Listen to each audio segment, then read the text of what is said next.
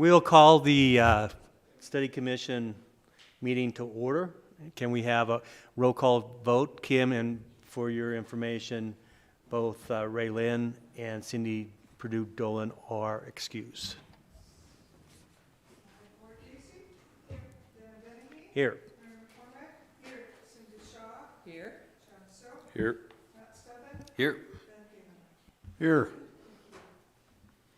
Okay, let's have the Pledge of Allegiance and the prayer, please. I pledge allegiance to the flag of the United States of America and to the republic for which it stands, one nation, under God, indivisible, with liberty and justice for all. Jack, can I have you read the... Sure. Thank you. Almighty God, we implore you to look upon us this night as we make decisions which so greatly affect our Butte-Silver community. Direct our thoughts, words, and deeds so that we may please you and best serve our fellow citizens. Amen. Amen. Thanks, Chad. I'm the vice chair. Ray Lynn obviously is the chair, so I'm sitting in her stead tonight. You had the small, you drew the small straw, but that's, there you go. Any public comment on any item on the agenda tonight from our public? Seeing none, we'll have the approval of the March 10th, 2025 minutes that were done. You received them. Can send them to you. Any comments, questions, or revisions or additions? Cindy. Thank you, Mr. Chair. Good evening, everyone. Just one item. Kim, on page 4 at the very bottom, there's just an incomplete sentence, and I'm not sure how Mr. Neary ended it, but it says Neary references salary study and feels his compensation of $115,000 annually, and then it fell off. I think he made a comment, but I don't know that it really is necessary to change them. That's fine, and I went to the next page, and so I believe he said it was satisfactory or it was Yes, enough. he did. Okay, I just thought I'd throw that out there. Thank you. Any other additions or comments on the March 10th minutes? Seeing none, I would entertain a motion with the changes or the amendment to the minutes for approval. So moved. It's been moved by Cindy Shaw, Second. seconded by Mary McCormick, that we approve the minutes of March 10th. All in favor? Aye. All opposed? The ayes have it. We are moving on to conversations with the departments. And so there are several department heads and staff people here to discuss their department's responsibilities and issues or problems within their department, or some changes that they might see that would make the local government more efficient and the structure more efficient. We have some questions that Kim has produced for us in front of us, and we will be able to go in order, please. So first up is Audrey Japp from the Butte-Silver Archives. Thank you for coming tonight.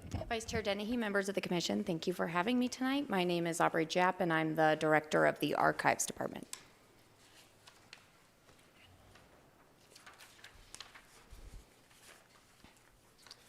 Okay, do you have any presentations, or you're just I ready? don't have a presentation. I'm just here to answer whatever questions you have perfect. for me. Good. Yeah. I like that. Yeah, that's perfect. If you want. Okay, let's start around the horn. Let's start with Mary first and ask you some questions. Thank you again, Aubrey. There I have it right. Thank you, Chair Dennehy. Nice to see you, Aubrey. So I will be asking our first question, and is, sure. What are the specific responsibilities and duties of the Butte-Silver Public Archives Director? Yeah, Vice Chair Dennehy, Ms. McCormick, thank you for that question. So the specific responsibilities and duties of the Archives Department is twofold. One, we manage the Archives Department, which is a separate facility just down the road at 17 West Court Street. And we also manage the Clark Chateau, which is at 321 West Broadway Street. And we've been managing the Chateau since 2013. So the Archives has a total of 6 positions. 2 are non-union, one being myself and the other are assistant director position. And we have 4 union positions. So those are all 3/4 time positions and 1 full-time position. And then the Chateau is made up of 2 union employees, and they both work 3/4 full-time employees as well. And all of the archives and Chateau positions are within the clerks union. So that's a little bit kind of about how our positions work out. The archives, I'll start with that. Our main mission is to house the non-current record of Butte-Silver Bow. So we work with different Butte-Silver Bow departments to bring their non-current record to the archives where we then provide public access. Non-current is usually about 10 years old. The records are transferred to our department, and we work with those departments and their staffs to coordinate that. It works really great. We've got a really good relationship with all of the other departments. We're kind of like at end of year, January, we're getting a phone call from all of them, and we work with government buildings to transfer their physical records over to us. And then from there, we catalog it and create an inventory.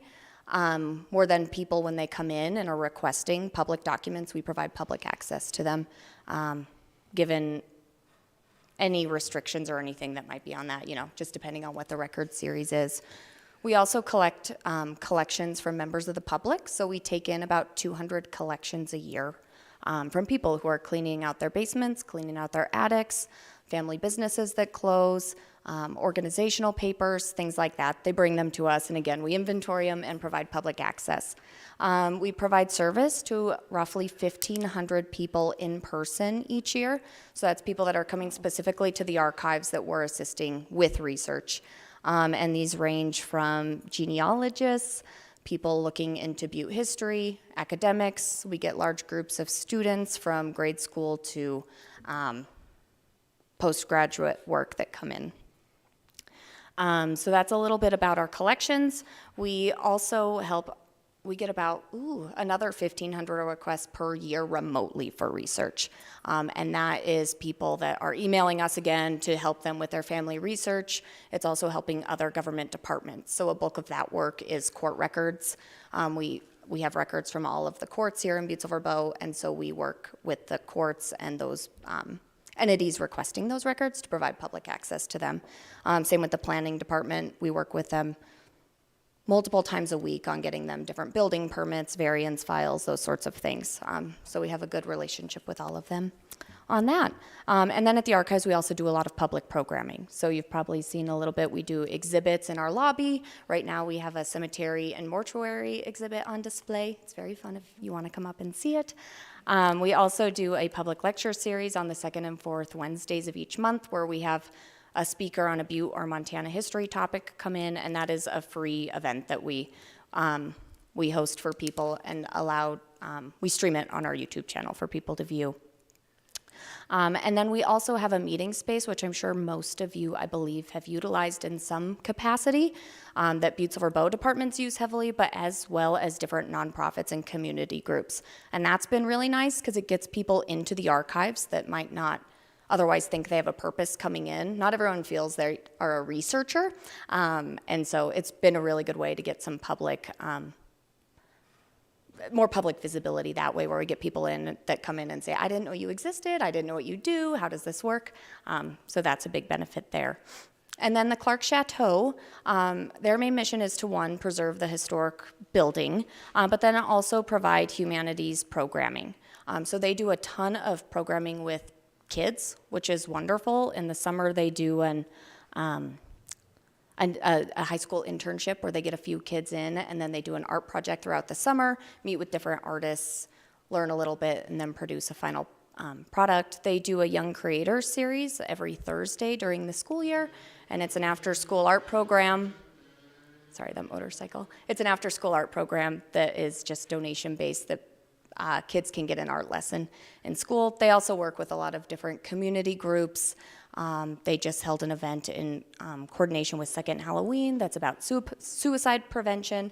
They host a lot of different musical events, and that building is used by thousands of people as well throughout the year that use that for different programming they have, as well as coming in for tours of the facility itself.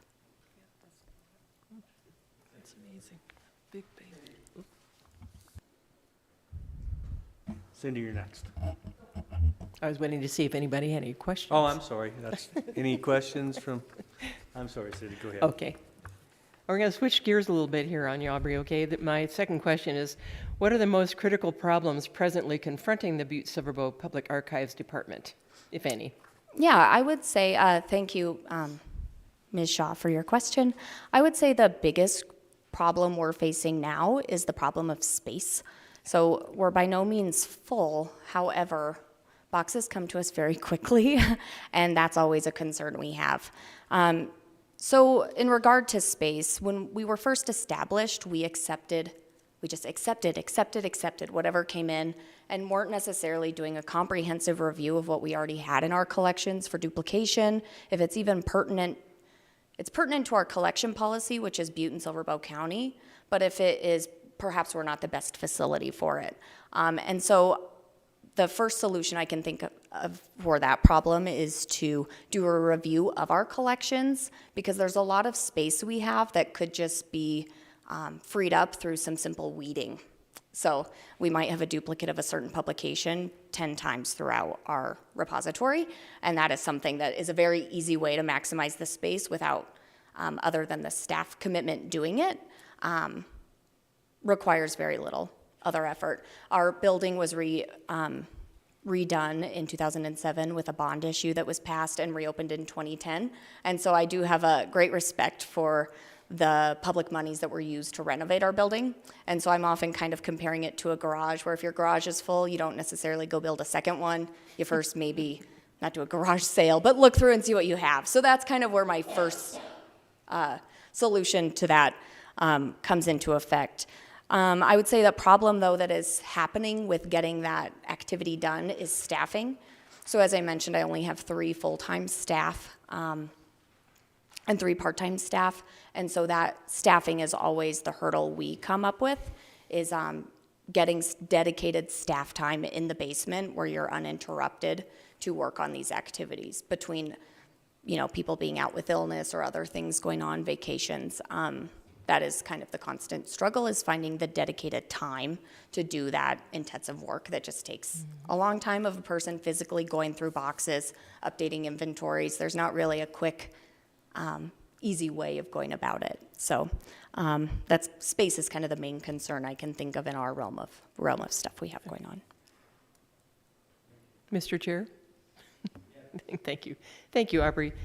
I'm a archives groupie, I guess you'd call me. There are a lot. I live 2 blocks from the place, and I do my own research on things. But I wanted you to just talk about your volunteers, because that's a very, very big thing. And also, you do a lot of digitizing. That's very consuming. You've digitized the entire Smithers photo collection.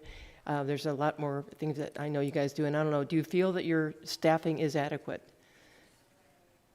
Other than, when you have to start calling out collections, so to speak. Chairman Dennehy, Ms. Shaw, thank you for your question. Thank you for bringing up those 2 important things. Staffing, I would love to see my whole staff be full-time, and it's something we've been chiseling away at through different budget cycles. So our technical services archivist used to be a half-time position, and not last fiscal year, but the year prior, we were able to get that position up to 3/4 time, which is a really big deal in the realm of their benefits as well. The amount of insurance load that the employer kicks in at 3/4 time is much more significant than if an employee works half-time. So it's hard to have an employee work half-time when the chunk of their pay goes to their insurance. So that was a huge win. But I'm always kind of looking at how we can then get the rest of our positions increased to full-time, because that is an issue we're facing with right now, where staffing is coming to a point where they're having a hard time working 3/4 time and have to look for other work. And our employees are very skilled, and I hate that they have to look for secondary work on a job that actually requires a good deal of knowledge and experience to even do. So for the staffing question, I'd love for everyone to be full-time. We definitely have the work for them to continue doing that. We, as Ms. Shaw mentioned, we have an awesome team of volunteers. We have about 50 people who volunteer for us. Most of them are retired, And with that, it's really wonderful because they bring a great deal of expertise to us as well. So for an example, we have some retired firemen and road people that are going through maps that have come over to us from the Land Records Office, and they're great because of their knowledge and background. They have great experience of what all of these maps are. And they do a ton of work for us that would truly be piling up if we didn't have all of them. We have volunteers that help answer our phones at our front desk during the day and transfer them to appropriate staff. They go through our documents and create databases so we have better public access into those records. And so they do a tremendous amount for us and are wonderful. And then digitizing, we have one volunteer in particular who's a powerful digitizer. She spends about 4 hours a week scanning records. So she has scanned all of our immigration papers, a bulk of our coroner's reports, birth and death records, and these are housed in our facility that we can then easily access. She scanned school census records. And digitizing is one of those things that we are doing for public access and make it easier for staff to provide public access to things and not so much for a preservation copy, because at that point we also do run into server space issues if we're scanning things at a really high resolution for preservation copies. So we're kind of looking at it more for public access. All of our photographs we're scanning so patrons can better see what kind of images we have and request them for whatever purpose they're doing. Thank you for that.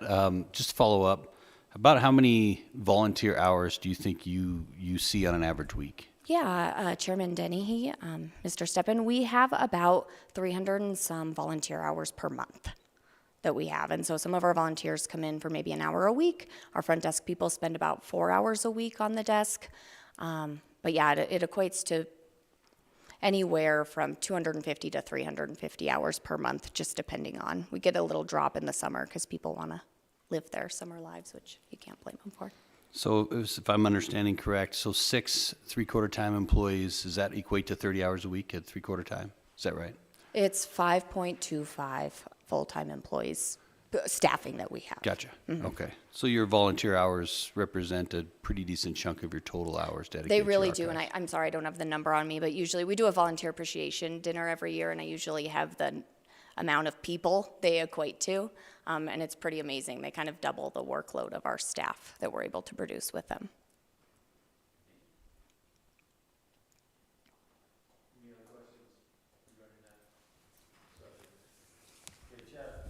Thank you, Mr. Chair. Aubrey, thank you for being here. We are on question 3.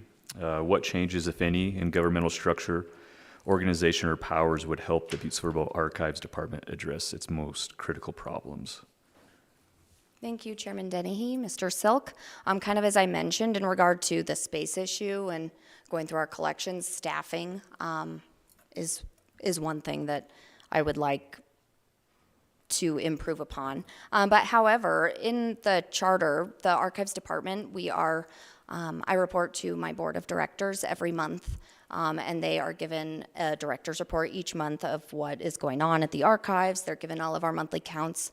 They also, which is most importantly, approve all of our deaccessions, which is a process where when people donate things to us and they either don't fit our collection policy, aren't appropriate for us, or we have duplication, they are the formal body that then allows us to dispose of it properly, whether that be going for sale, being transferred to another institution.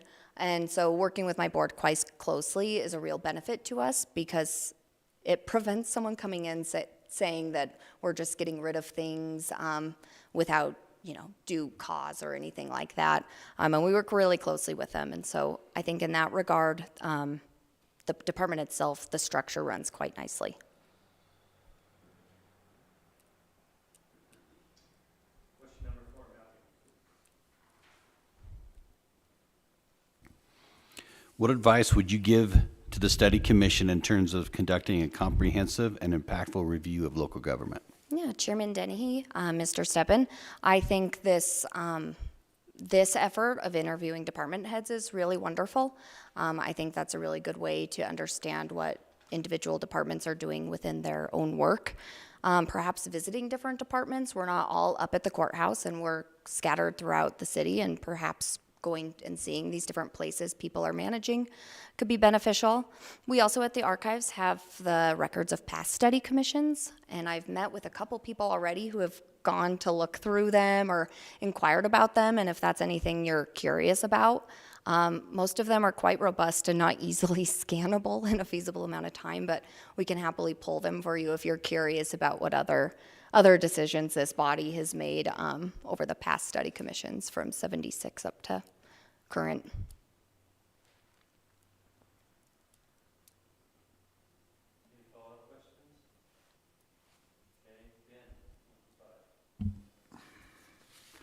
Mr. Chair, Ms. Japp, thank you for being here.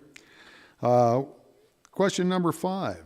What inefficiencies could be addressed through changes to the local government structure? Yeah, Chairman Dennehy, Mr. Thielen.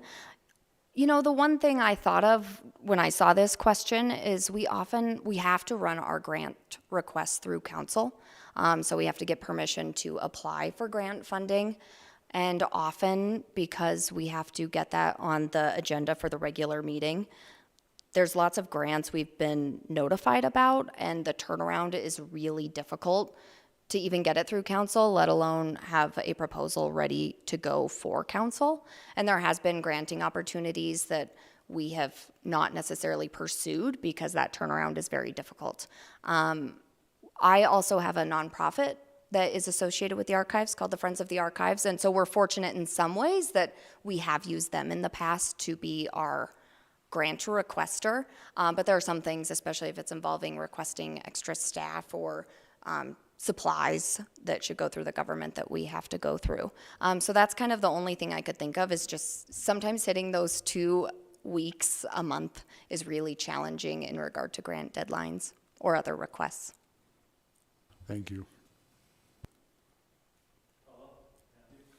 So are you saying that if you're able to do that weekly, it would help you, or is that what you're implying? Yes? Mr. Steppen, yes, I think that would be really beneficial, is if it could be weekly, then there'd be a lot more opportunities than every other week on that first and third Wednesday trying to get business through.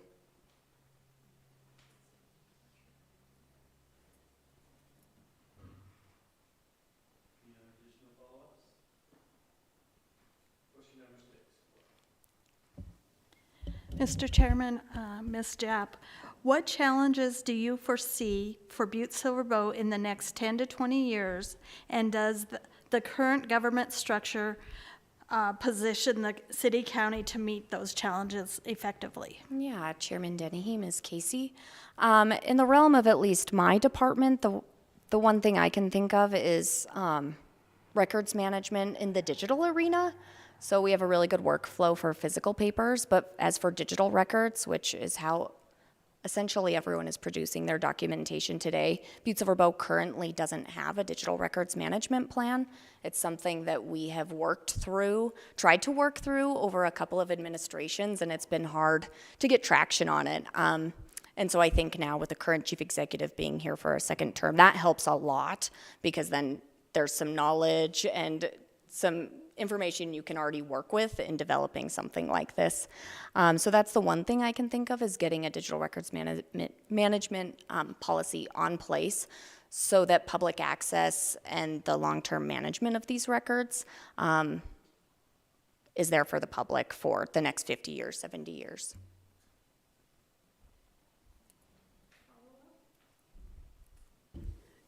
Ms. Japp, in regards to the digital records management plan, would you foresee that would also go to each department, such as the planning department, where they are scanning their own documents in some sort of policy that meets the archives and everyone's digital plan? Absolutely. Is that your thought? Yeah, Mr. Chair, Ms. Casey, absolutely. I think working with the departments, a lot of departments are already scanning their records. And so I think to work to have some controls over how they're scanning them is important, as well as even if things are on your computer, they still eventually become non-current. Your computer does run out of space. And also as staffing changes, I think it's really important to have a good procedure in place of where their correspondence, various emails that are appropriate to keep for public record, how those are transferred to a public access repository. Because the IT department has access to all this, but their job is really keeping servers running, keeping our computers running, and they really don't have the capacity to provide public access. They do have the knowledge, but I'm sure if you ask them if they have the time, they would say, no, we don't have a lot of time to do all that sort of work. So that's what I would love to see, is that transition to that next piece that we're already doing in paper, doing it with digital records. Just to follow up, Aubrey, have you mentioned, or is there a plan in place for the digital management plan? Have you talked about implementing that over a period of years to where you're finished with that, or have you had that discussion with either the council or the chief executive? Yeah, Chairman Dennehy, it's something we've had chats with the chief executive about, and it's really just pieces, quite frankly, haven't flowed together. When we've had staffing that is ready to start developing this policy, the IT department didn't have staffing, because it'll be a close collaborative effort with their department as well, in addition to all of the other departments in Butte-Silver Bow. And so that is something I would like to work on in the next year or two, getting something established, kind of starting small on some departments that have records that already have kind of some strict standards around them, and start there and work that way through it.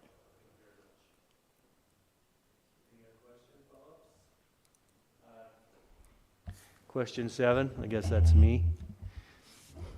Hate this question. What is your current rate of annual compensation for the archive, as the archives director?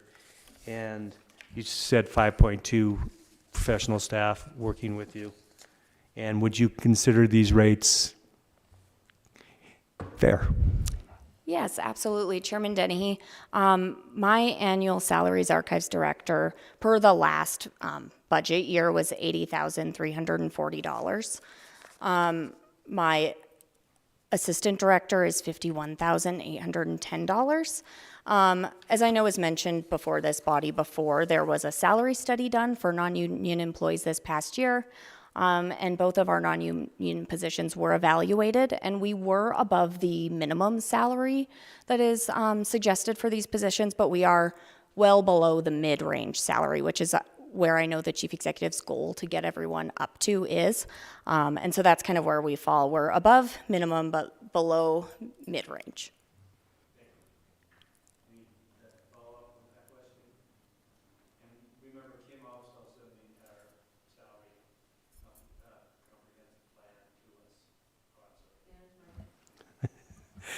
Kim has sent that comprehensive salary plan to us last time. So if you're interested, please review. Thank you. Any additional questions for Aubrey? Seeing none, thank you very much for your time tonight. Thank you all. Thank you. Our next person to answer some questions and to enlighten us about his department is Sean Fredrickson from the Park and Recreations Department. Sean?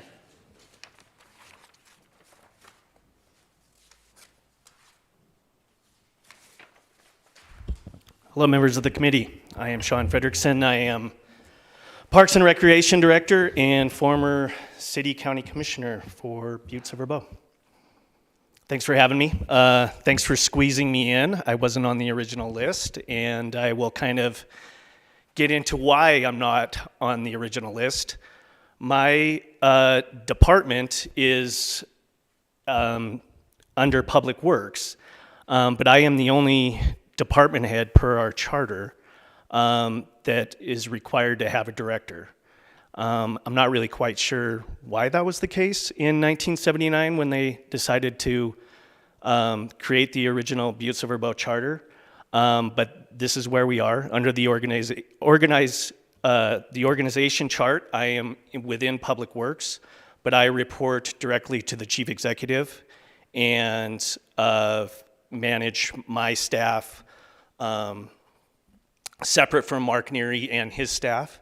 And so it's a strange thing, and so I appreciate the opportunity to kind of talk about that. Just a little bit more history. I think a lot has changed within our park system since 1979 and since 2004, when the original study commission recommended that the community enrichment separate out into its own department and the Superfund department. I believe that we have a lot more in parks and recreation than we did in even 2004. So I'm happy to answer any of your questions, or we can talk more about that. But I know that you have a set amount of questions to ask. Yeah, well, Sean, let's continue with our questions, and I'm sure that will spawn some questions to you. We again appreciate you being up here. Okay, let's start with Lori this time. Mr. Chairman, Mr. Frederickson, the first question we have is, what are the specific responsibilities and duties of the Butte-Silver Park and Rec Director? Yeah, so I have a couple handouts with some stats. I hope that's okay. Yes. Okay.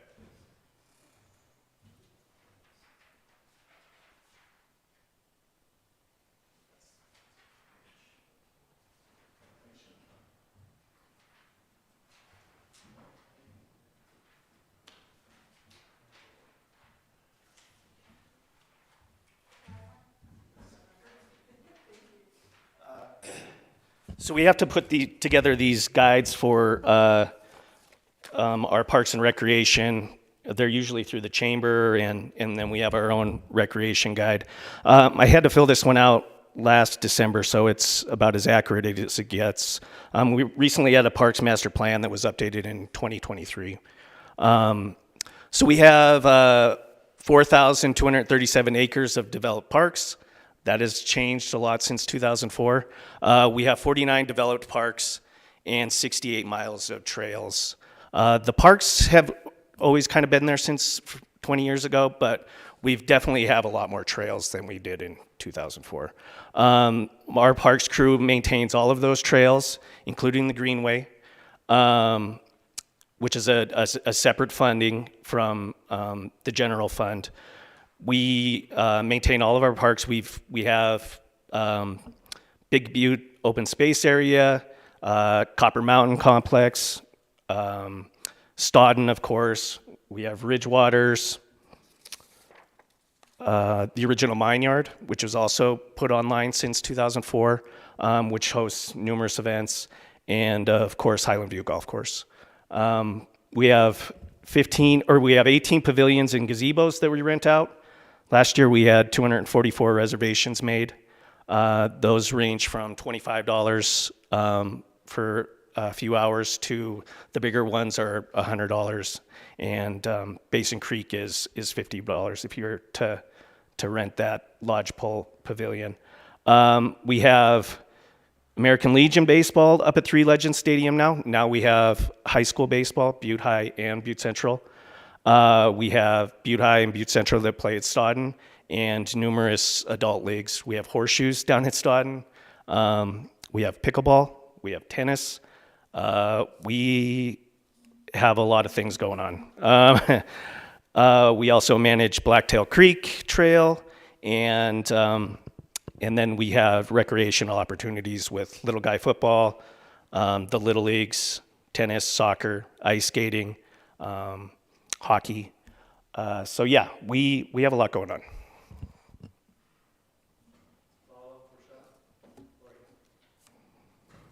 Mr. Frederickson, you speak to the Little Leagues and the American Legion. Do you have a contract with them, or how does that work, that collaboration? We're renewing we have had contracts. The contracts were put together at 10-year terms, and we're in the process of negotiating those contracts currently. So we have had contracts for 10 years, but we're in the process of renewing those. Sean, could you tell me a little bit about your where you receive your general revenues coming into the parks? Other than the general fund, what else do you have that comes into the parks specifically? Well, Ridgewaters has a bond that was passed, and a lot of people on this committee were a part of that. And other than that, we get some fees coming in from Butte High and Central, and then that's it. And then the pavilion rentals, and then we do have some revenues at Highland View Golf Course. Highland View Golf Course is now open 7 days a week, 365 days a year, whereas before it was just a seasonal. Now we have 2 simulators that are booked, which if you don't know, that's basically playing golf on a computer screen. And we have a full-on restaurant and beer and wine license that is owned by Butte-Silver. So we do have some revenue coming in from concession sales and beer and wine, but we rent out the restaurant, so we do have some rent that comes in from that. But other than that, that's it. What is your total annual budget with general fund and those fees coming in? No, but I have another handout. Oh.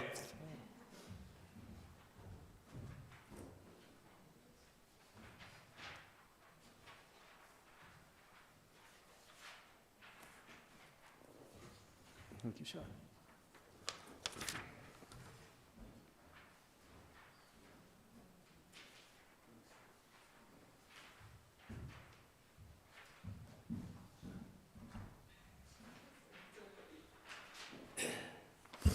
So as you can see, this is from 2024, 2025. As Aubrey stated, we're going through the budget process right now for the next fiscal year.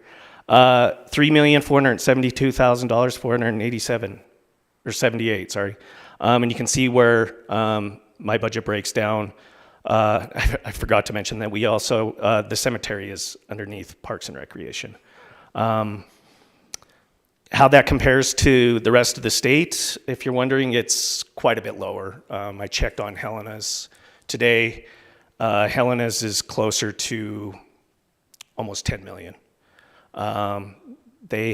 We have 22 full-time employees, and that's working all year round. And then we have 105 seasonal staff. I don't know of any other department that has that many employees that's not their own department. And a lot of those are summer kids, and particularly at the water park. Helena, when I looked today, they have 35 full-time employees. That's not counting their seasonal staff. Thanks. Some follow-up questions. Ben? Mr. Frederickson, you mentioned about these contracts. Would they be 10-year contracts again, or would you renegotiate them sooner? No, thank you for the question, Mr. Thielen. I don't know why the director at that point wanted them for 10 years, but no, I would like to have them closer to 5 years. Right now, we don't charge any of the Little Leagues any amount of fees. And there's always been talk about charging them, and it's always been very contentious. I think that Parks and Recreation has done a lot of undervalued their services over the years and provided quite a few things for no costs. And so I would like to have these contracts be closer to 5 years. And the reason in my mind is if you have a chief executive that changes every 4 years and you have it 5, then it might be a little less. You might not have someone come in or change it, or they can change it. I don't know. Maybe I'm just thinking too deeply into it. But I would like to at some point get to a point where these Little Leagues do start paying a fee. And hopefully we can get there. Yeah. Matt? Mr. Frederickson, thank you. On the handout you provided, the roughly $3.5 million budget, is that your operating budget? That is everything. That's salaries and operation budget, yeah. And It just came out from this Gotcha. line item budget. And that's thing. funded through the general fund? Or does Yes. that include the revenues that you That is funded through the general fund. Okay. All of my revenues go back into the general fund. Gotcha. And do you have an idea of what your annual revenue estimates are? Well, yes, I don't have that with me right now, but I can email that to the committee members. I mean, we had, yes, I do have all of that, and I wish I would have brought it. But I mean, if you think about it, 244 reservations at roughly $25 a piece, that's a little bit. Original Mine Yard, I also think we undervalue what we rent that out for. It is $600, $100 down. We had 5 weddings there. I don't know if you've gotten married recently. It's quite a bit more than $500 usually to rent a space that has, one of the most unique venues in the world, I guess, maybe. There's no other Original Mine Yard. And then we had 8 other events. So I think we definitely need to look at structuring that and bringing in more revenue from the rental of just the original. I don't really want to outprice the pavilions because that's just, the $25 is just meant to get your reservation. So when you show up, it's yours. We're not trying to make money on that. But the original's a whole nother animal. Chad? Thank you, Mr. Chair. Thanks, Mr. Frederickson, for being here. You mentioned that Helena's comparison budget about $10 million, which is substantially more. And I would imagine, although we're a smaller community, that all of the trails and all the parks that you have to take care of, is that similar? Do you have the same workload, less workload, or more workload than the Helena Parks and Recs with a much smaller budget? Yeah, thank you, Mr. Silk, for the question. Yes, we have more. We have more trails. We have more parks. They have an 18-hole golf course, whereas ours is only 9, and then a 9-hole par 3. They also manage their restaurant, so it's a little bit different. They have a line cook and waitresses on staff. They don't have a cemetery, so it's different. But yeah, we're relatively the same population and everything. Helena does have a little bit of a different structure. Since they are their own department, they are able to create parks districts. They're looking into creating a parks district right now, which would be a fee on your property taxes.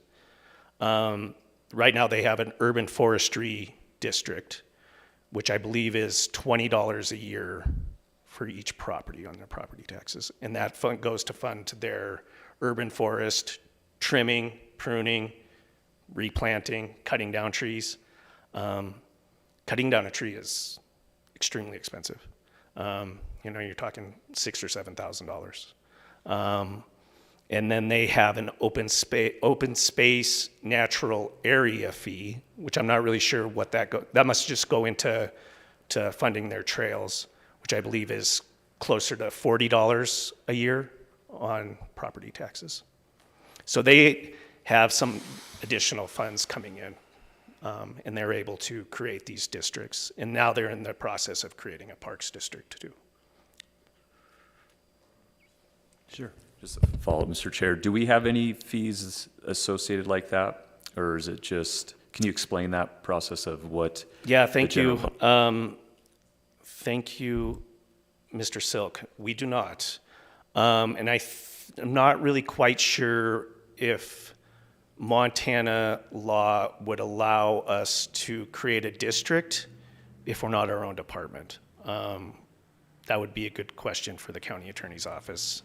I think the general consensus would be, I think it would be a hard sell. Even if we could do it, I think it would be a hard sell to the voters if they had to approve it, that this money would not just go into the Public Works Department. I'm kind of skipping to above questions here, but so yeah, we can get into that on one of the other questions a little bit better. Yeah. Okay, thank you, Sean. is that question number 2? Is that was only the first question? Oh, okay. Okay, Sean, you could leave now. No, I just, okay, question number 2, please. Ben. Thank you, Mr. Chairman. Mr. Frederickson, what are the most critical problems presently confronting the Parks and Rec Department? Yeah, thank you, Mr. Thielen. Funding. Not being its own department and being a division and being in this kind of gray area where, and this is no knock on our public works director. He's been incredible to work with, and all the guys on public works are great to work with. It's not like there's this clash or anything like that. Far from it, but if we were, and we have a chief executive right now who was a parks director, and this was always on his mind to get it separated out of. So you have the support of the chief executive right now and the public works director, but I've been on this job for 10 months, and I plan on being here for the next 20 years for the rest of my career. Who's to say we don't have a chief executive or a public works director that would say, you're not a priority, all the resources are going into public works, and that under our current charter, that could absolutely happen someday. So that would be the biggest challenge, but it's funding, and I'm not saying that public works is always going to be prioritized over parks. I mean, I'm not naive to think that, roads, public works is more important than, it's not that, but it's just, it should be separate. Mm-hmm. Follow up, Ben. Yeah, Sean, do you think it would be advantageous for you guys to be your own entity then and break away from Public Works? Yeah, I do. Thank you for the question, Mr. Thielen. Yes, I absolutely think it should be. I don't know of any other community where it is actually under Public Works and not its own. And why they did that in 1979, I don't know. If it wasn't specifically within the charter, it says Parks is under Public Works. If they would have never added that in there, Parks would be its own department within Butte-Silver. But as you guys know, the only way to change the charter is through a study commission. And so here we are. Right. Thank you. Yep. Matt. Yep, Mr. Frederickson, just to follow up. So when looking at your budget, is it the chief executive or is it the public works director that makes decisions on your budget? What you receive, what's increases? Yeah, decreases? great question, Mr. Seppin. It is actually me and the chief executive and budget and finance director. Our public works director isn't even involved, and I don't think ever has been, even before I was in this position. And we had an opportunity to interview Mr. Neary, and if I understand correctly, I believe he told us that there's limited crossover between the two departments, more on one-off stuff if they have equipment for something very specific that you don't generally need often. That's where the support, but not on a day-by-day basis. Is that the commission's understanding? So I guess what I'm saying is, in everywhere but the charter, you're effectively operating as two different departments. Yeah, that's true. And Director Neary is exactly right. I mean, they are great to work with. I don't have an operator on my staff. I have laborers and teamsters, but if I need something moved and I need an operator, we have to work with the road department. And they're, as long as they're not, doing something within that they need to be doing right now, they're always helpful in helping us out. Yeah. Sean, and that depends on who the chief executive and the public works director is, and who are they going to be, he or she. That's not always a constant, as that could change. And so not relying on a piece of equipment and an operator to do that thing. I know when I was in that stead, we had a great relationship, as you do. However, that was hamstringing us in a number of issues when we didn't have an operator. And so I could understand that. Speaking of that, what sort of equipment do you have on hand that you use in your day-to-day operations at the Park and Recreation Department? Yeah, thank you, Chairman Dennehy. We have numerous trucks that are always getting repaired and hand-me-down. We have mowers for the golf course. We have plows. That's the other thing, the question always comes up, what do you guys do in the winter? You don't do anything. Well, no. We plow every parking lot within Butte-Silver. We plow the trails. Next question is, well, what if it doesn't snow? The list of maintenance on the parks will far exceed my existence in this position. So there's always going to be something to do. Things break, things need to be repaired. And so, yeah, to answer your question, we have plows, we have brushes, we have skid steers, we have, and that's pretty much it. Yeah. Go ahead, Kim. Does your maintenance include Thompson Park, or is that Forest Service? Yes, great question. Thank you. Because I know it's a unique relationship. Yeah, so that is one of the,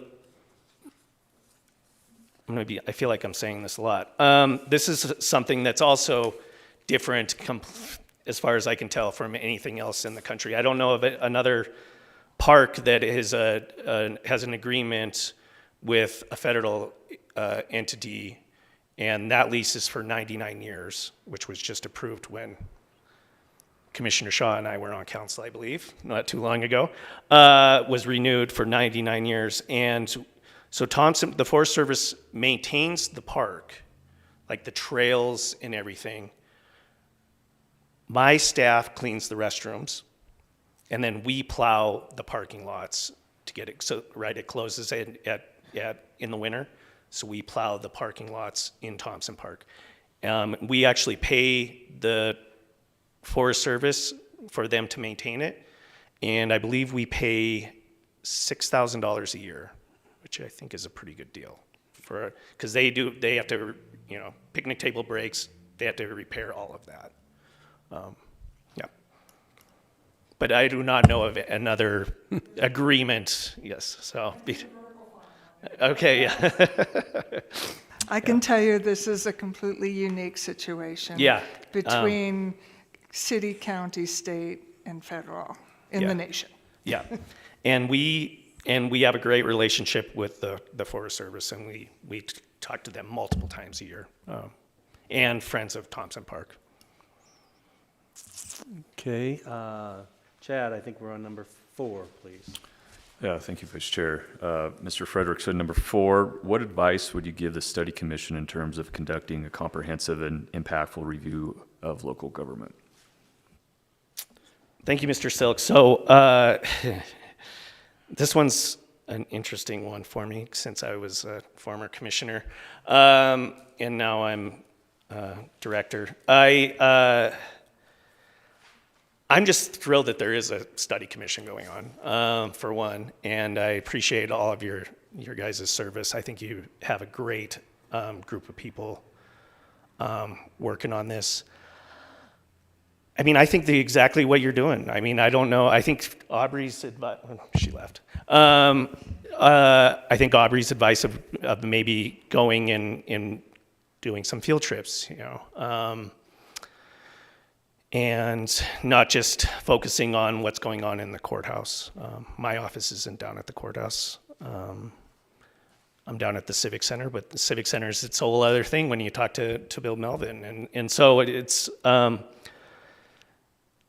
I mean, I think that you guys are going to do a great job and come up with great recommendations. I don't think, if you necessarily need me to tell you, you're all smart people. So, but maybe look at reducing the number of commissioners. I don't know.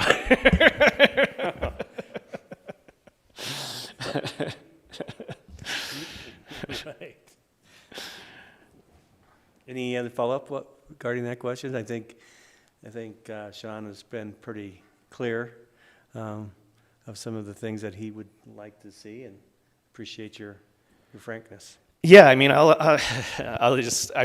when we were on the commission, we had, the local government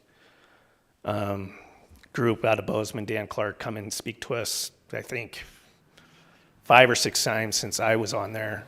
And we always talked about, manager versus chief executive, and so you guys are going to go over all of that, and I think, there might be a big push for a manager, and just through my experience, through everything, I unfortunately, I always feel like, if you have those type of positions, it might be just looked at as like a stepping stone for someone, and you might not get someone that's like really invested in the community, because Butte is always going to be paying less than the next big thing. We're never going to be paying as much as Spokane, or probably Bozeman, who also has a city manager, maybe not even as much as Helena. And so, if you bring someone in that always is going to, you're going to have someone that you're going to hire someone that's very qualified, has the education, has the background, and usually, not all the time, but in my experience, usually that type of personality is just looking for the next best paycheck. Yeah. And we saw what happened in Bozeman, 6 or 7 months ago, maybe a little bit longer, within a year. So that's just take that for what it's worth. That's all I will say. Appreciate it. Yeah. Question number 6. Thank you, Mr. Cindy. Chair. Thank you, Sean. It's kind of interesting for me to be sitting here, and I know. Dan's up there, and it's like, what the heck is going on here? Anyway, thank you so much for coming in and being so candid about your department. Yeah. I know we, like animal control, first they were under the chief, then they weren't under the chief. And 20 years ago, I did this study commission. It was a lot younger back then. And we managed to make a standalone department for the animal control, and it's gone up and down a couple other directions since then, but that's what the charter is about. And it's like the foundation, is our Bible, I always call it, of what we want to do. So I really appreciate your being candid about that. And actually, like Matt said, Mark Neary, he seemed to be all for it. He said, hey, if that's what you think would work best. And he also, like Matt said, there's not a lot of crossover with equipment and things like that. So physically, it seems like it could be done. But we're here to make recommendations to the general public, and we'll just see how that shakes out. Yeah. All right, I got a question for you. Okay. Ready? Stop talking, Cindy. Okay, what inefficiencies could be addressed through changes to the local government structures? If you have any in mind. I think Butte-Silver has done a really good job since I've been on commission with Cindy, and I think we run pretty efficiently as is. Taxes haven't been increased. I think previous chief executives, Dave Palmer and JP Gallagher, have done a great job of not. We're still one of the most affordable communities in Montana, and Butte-Silver has a lot to be appreciative of that. I think local government by nature isn't going to be efficient as far as decision-making happens. It takes a long time, painfully a long time, to pass an ordinance, as most of the people here know. It is very hard, and I think that's okay. I think Aubrey brought up a good point about the grants. That is kind of a pain, but that's also okay if it's one thing to meet a deadline, but we can meet that. So I don't know. I guess I don't really have any advice on inefficiency. I don't know. Follow-ups? Okay, question number 6, Mary. Thank you, Mr. Chair. Hi, Sean. Hi. So We're on to our sixth question, and it's what challenges do you foresee for Butte-Silver in the next 10 to 20 years? And does the current government structure position the city-county to meet those challenges effectively, excuse me? So as far as the Parks Department go, I mean, we're only going to need more resources at our parks. I mean, we talk a lot about, in Parks and Recreation, we talk about this lack of a third place within society. You know, your first place is your home. Your second place is your school. Two places or school or work. Two places that you want to be home, but the second place is somewhere you generally have to be. And then the third place is where you go, where you choose to go. And, there's so much research out there on how important parks are. And I think it's just going to be more and more important as more and more people don't have that third place to go to. And parks are one of the only places that everyone can go to. It is generally free of charge, so everyone can go there. And so I think providing more resources to parks is where we need to go. And I tell you what, if there's something wrong with our trails or our parks, I hear about it very quickly. People are very passionate about it, and I can't imagine that's going to go away. So I think that we just need to, I'm not going to sit up here and say, hey, I need a budget like Helena. Like, I know that that's not what we're doing here, but I think having a standalone department does kind of free up a little bit, gives me a little bit more flexibility on finding those funding. I think that we're always going to be looking for grants, but I think that, making sure that those funds that are supposed to go to parks stay in the Parks Department and don't get moved, shuffled along into the Public Works Department is a key first step. But parks are never going to be going away. I mean, we have a community resiliency hub that's going to be built in 3 years, which is going to be managed by the Parks and Recreation Department. So, I mean, it's going to be all recreation. I mean, it's a resiliency community hub, but in the case of an emergency, that's where we'll go. But when it's, hopefully we don't have an emergency and there's going to be recreation in that facility. So we're only going to be expanding as people need more space to recreate. Follow up with Sean? Sean, you mentioned a little bit about the 2023 Park and Recreation Master Plan. Yeah. And within that plan, did they have a specific section that dealt with organization structure of the Parks and Recreation Department at all? And you also have a board, right? Park and Recreation Board too, right? Yeah. Advisory Board? Okay. Yeah, thank you, Chairman Dennehy. Yes, in the Parks, 2023 Parks Master Plan, they do have a section in there addressing, recommending that it becomes its own department. And I can share that if you're interested.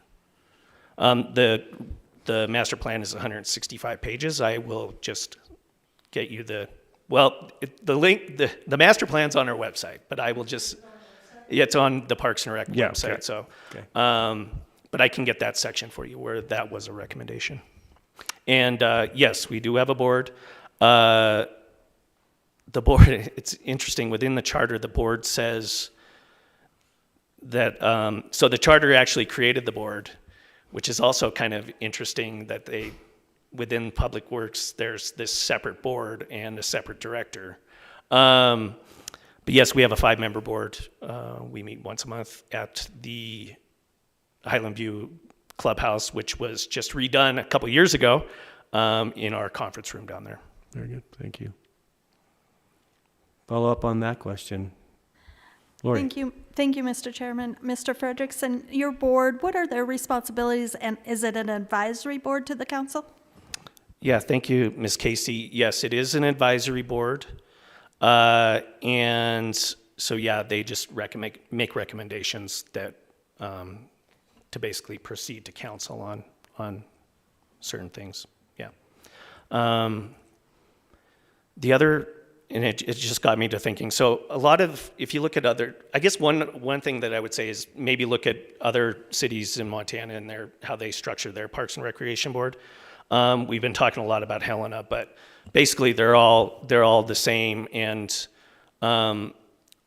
what they've done is it's parks, recreation, trails, sometimes they say open space instead of trails, and urban forestry.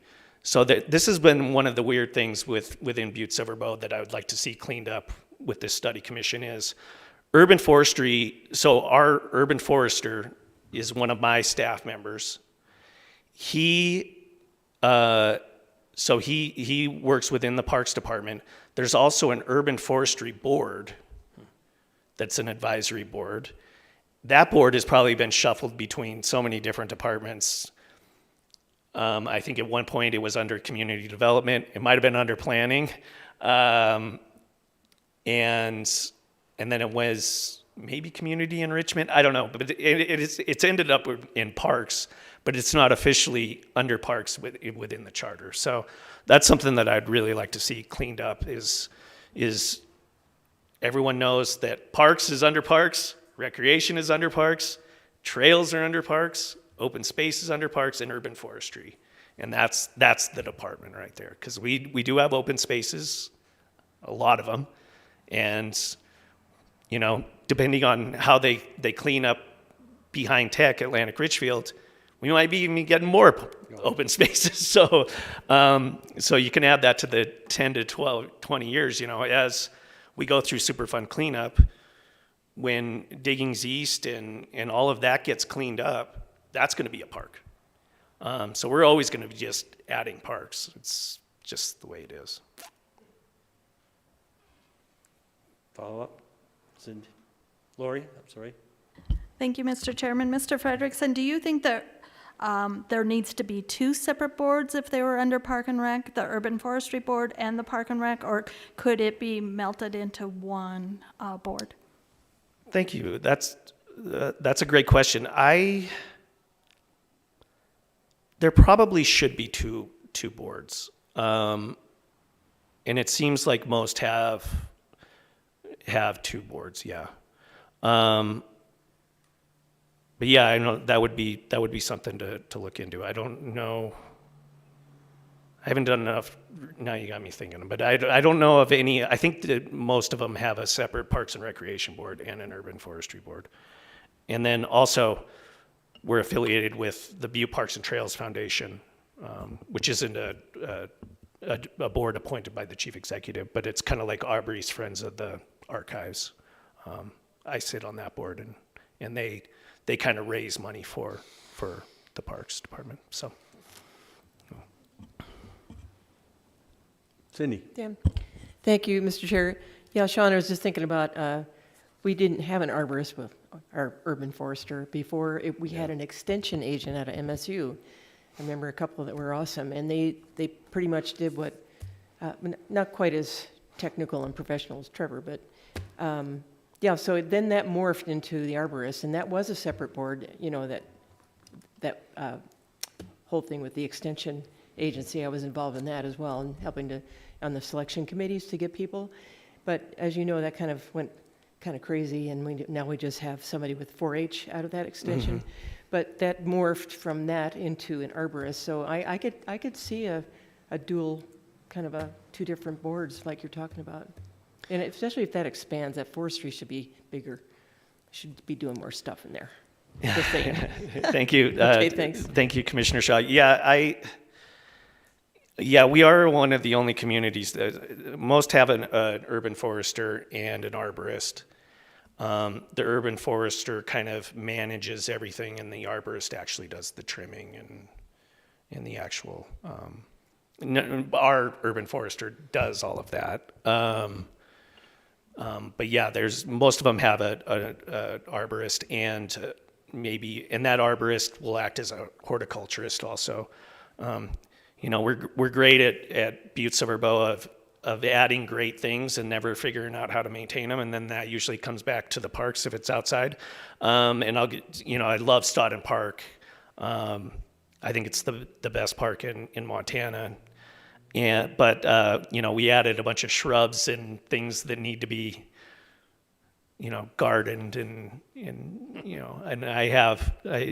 so I'm working on figuring out how we do that to keep it trimmed, because, as soon as it doesn't look trimmed and you have to trim shrubs and everything twice a year, the second it doesn't, then, I start getting the calls. But I don't have anyone on staff that really, so yeah, I would love to expand that whole division. You follow up? Last question. Hate this question again. I'm sorry, Mary. This isn't maybe a really relevant question for the study commission, but I'm just curious, with the resiliency center, is there some funding built into that to provide for the extra staff that you're going to need to run that facility? Yeah, thanks, Ms. McCormick. So I'll be honest with you. The resiliency center was put together while I was on council and not at this position. So I actually haven't been a part of that's been more community development department. And so that would be a great question for them. I have been told that once, through fees and memberships and everything that goes in, when we figure out what's actually going to go in there, that it will be self-sustaining.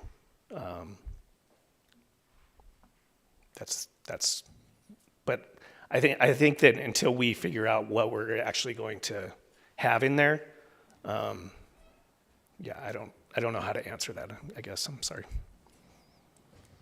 Mary. And this is probably another question that's not so much study commission, but one thing that I've always loved is our mine yards.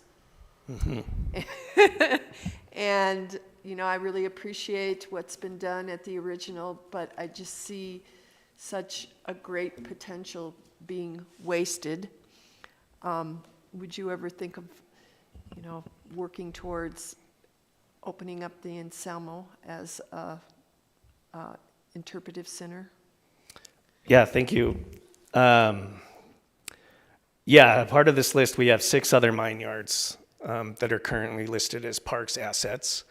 We have the Lexington, the Mount Con, the Bell Diamond, the Anselmo, the Trevona, and the Stewart, and the original. I would like to see that. Yes, I would like to see us have. My idea, once we, it's going to take some time, but I would like to have almost a mine yards master plan where we can figure out how to fund specifically the Anselmo, because that's, I know your love for the Anselmo, and but to have a plan for all of them, because right now we don't really, and so I agree, and I would love to have all those under parks, and we'll figure out how to pay for them and start doing interpretives and everything. Yeah.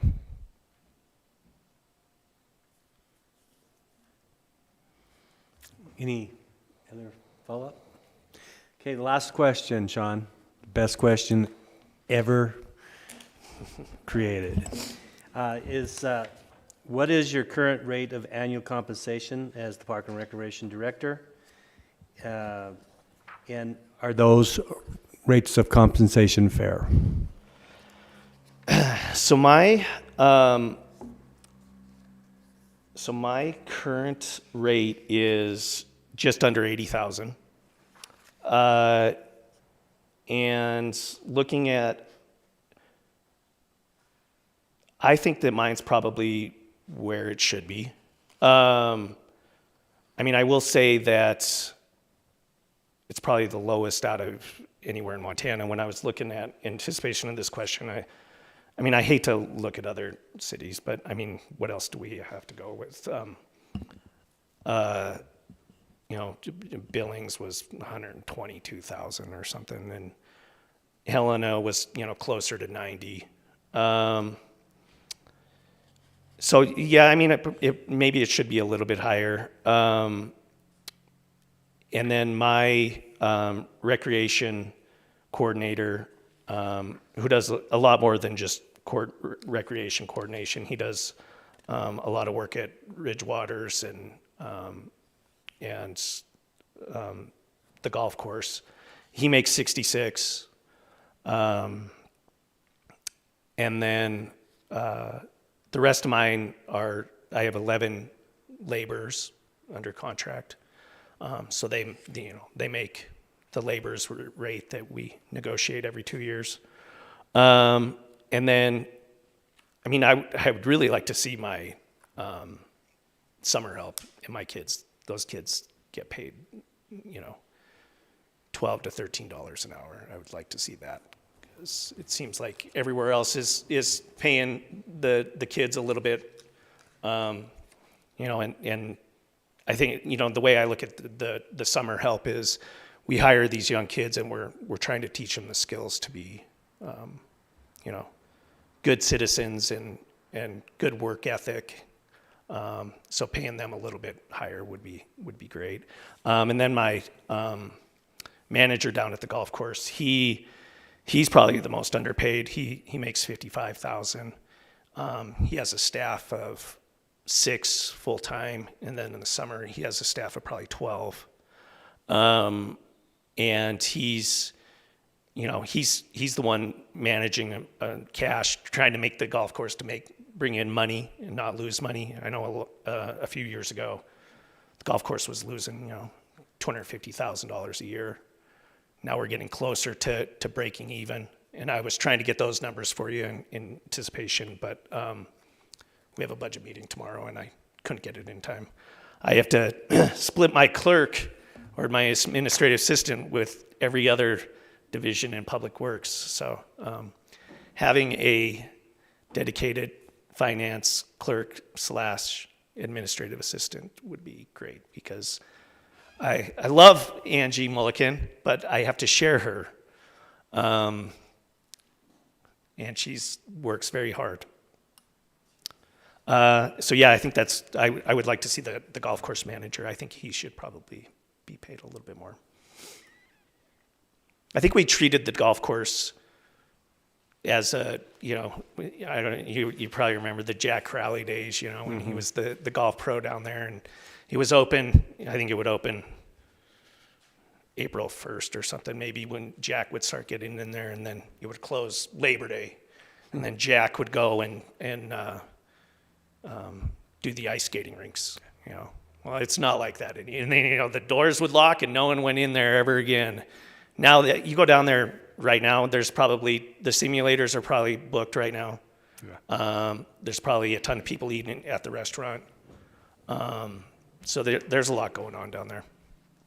Yeah, the evolution of the Park and Recreation Department through, 1976 through 2016 to even the last 5 years has been remarkable. So obviously we are moving in that direction, open space, looking at our mine yards for really good things, pretty neat things across Montana and across the western United States and across the United States as a whole. So obviously we will be looking with some of the recommendations that you're bringing forth, Sean, and hopefully we can make a decision regarding the organization of that department. So, any other questions for Sean before we let him out of here? Oh, go ahead, Laura.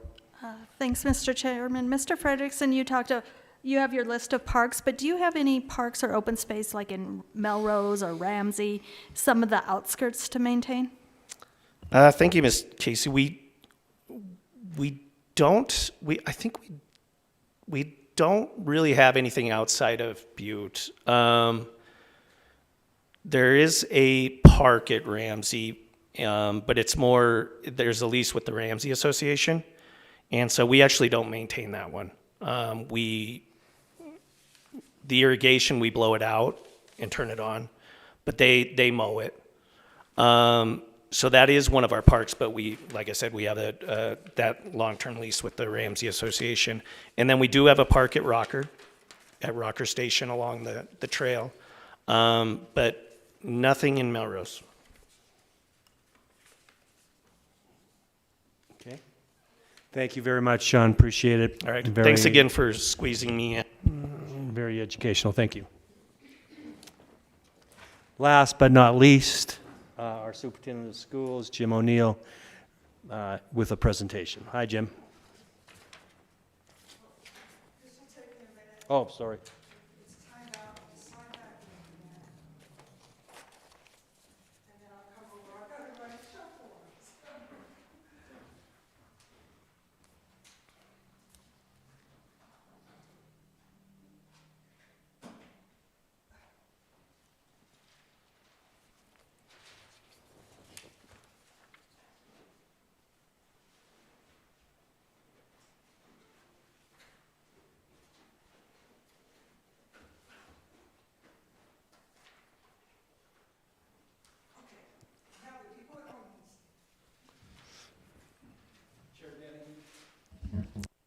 Are you on there?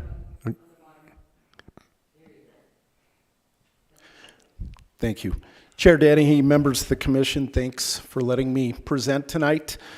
I learned on the campaign trail that there's a lot of misconception, probably more than any other position in local government than the county superintendent's office.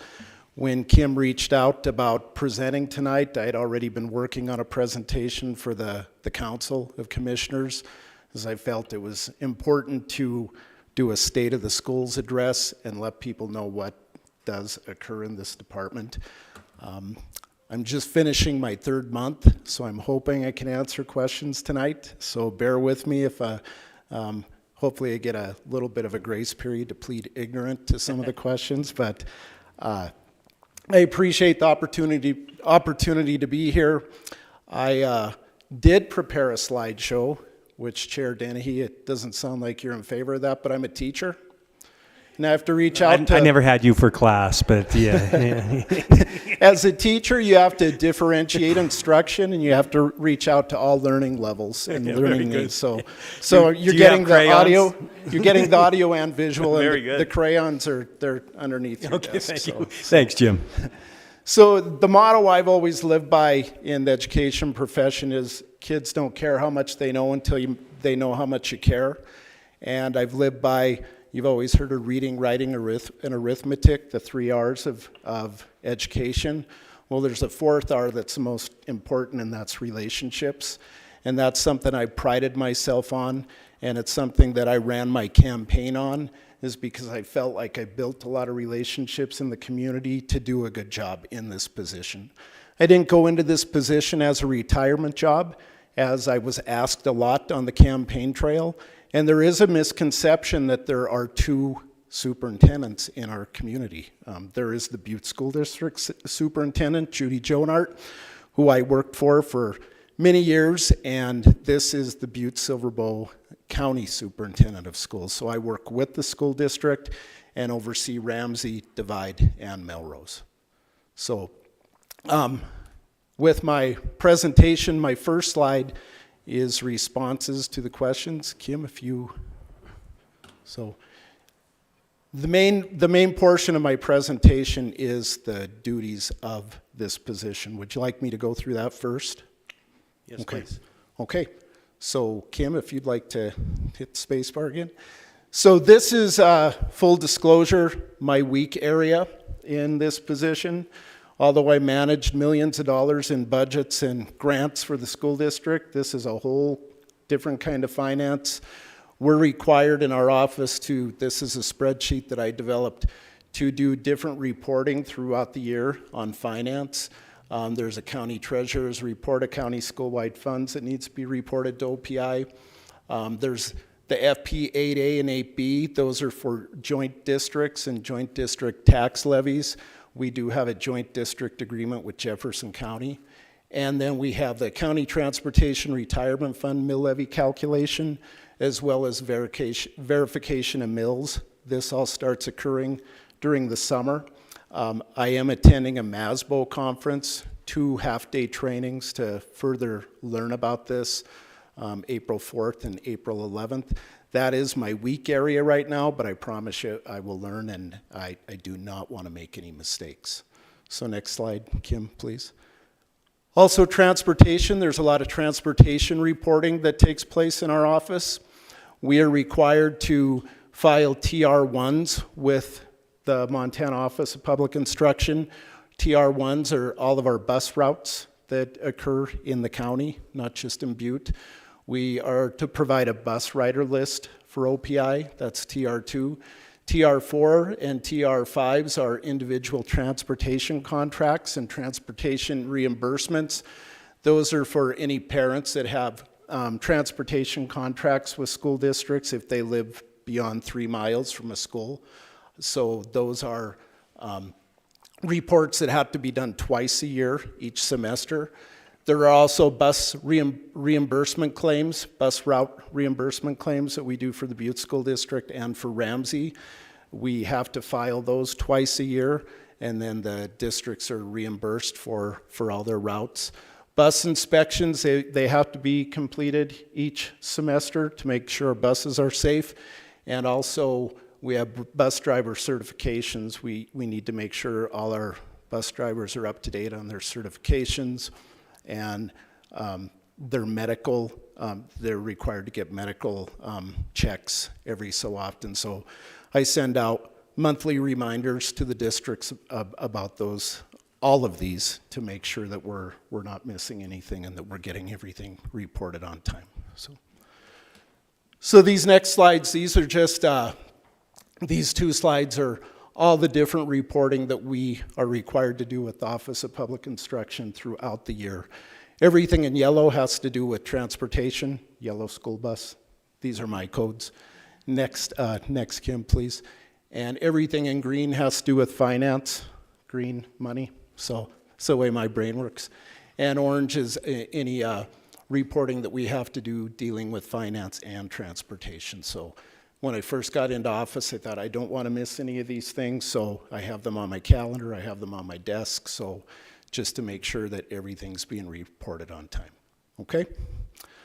We are responsible for registering all our teacher licenses each year.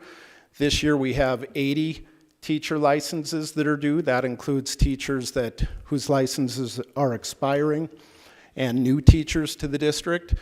First week in office, in the bottom left of that slide, we sent out a postcard to all 80 of those teachers and also emailed them individually. So that's a big task. We have teachers coming in all the time to register their teaching license. And homeschool notifications. Each year, any homeschool child or family, they're required to notify us and fill out paperwork. We have 218 homeschool notifications this year, so that's another big lift for this department. Next slide. So I thought I'd talk about direct involvement with the schools. So everything, if you can tell the difference in the colors, everything in purple is specific to my interactions with the school district, and everything in black is specific, not specific, it's something that's done with all 4 school districts.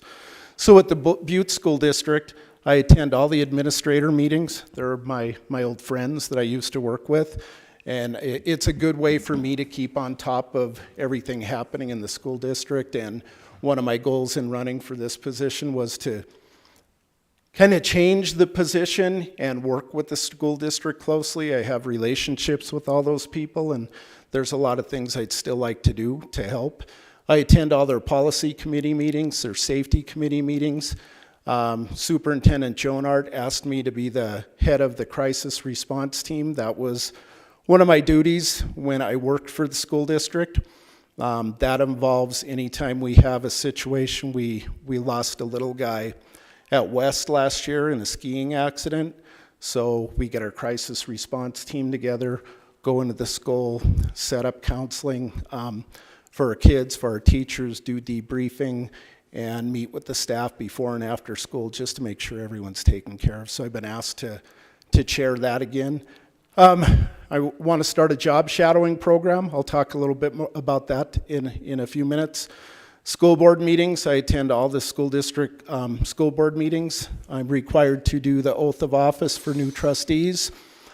Re-implemented the Butte-Silver Bow Community Action Team, which I'll talk about in a minute. I talked about the financial and transportation reporting.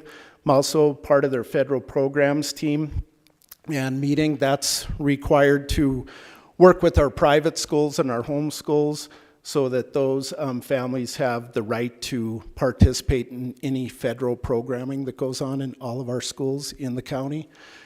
The Butte-Silver Bow Hall of Fame Academic Challenge, I'll talk about that in a little bit. Our Silver Bow County Spelling Bee, I'll talk about that in a little bit. And our office is responsible for any appeals to the county superintendent. So if something goes through any of our districts and someone still isn't happy with that decision, it can be appealed to this office. And that's something I'm hoping I never have to face, but I already have a phone call. So, and I'm not even 3 months in. And then we're required to notify all the districts of sexual offenders living in those school district areas. So that's my involvement with the Butte School District. Ramsey, a little bit different. I do updates and present at all their school board meetings just to provide different information that I know about or I've learned about to help them. I just finished their accreditation report, which is a beast. I'll show you that in a few minutes. I'm doing a professional development day there on April 11th, a full day of math, hands-on number sense activities with their staff on April 11th. Been working with them on their school elections. They will have an election this year. They have 2 trustees running for 1 seat. Help them write a grant through the Butte Education Foundation that they were awarded. They're building a greenhouse out there. Also, their federal programs meetings, I'm responsible for running those and notifying all parents that are in their area that are homeschooled that they have the right to participate in federal programs.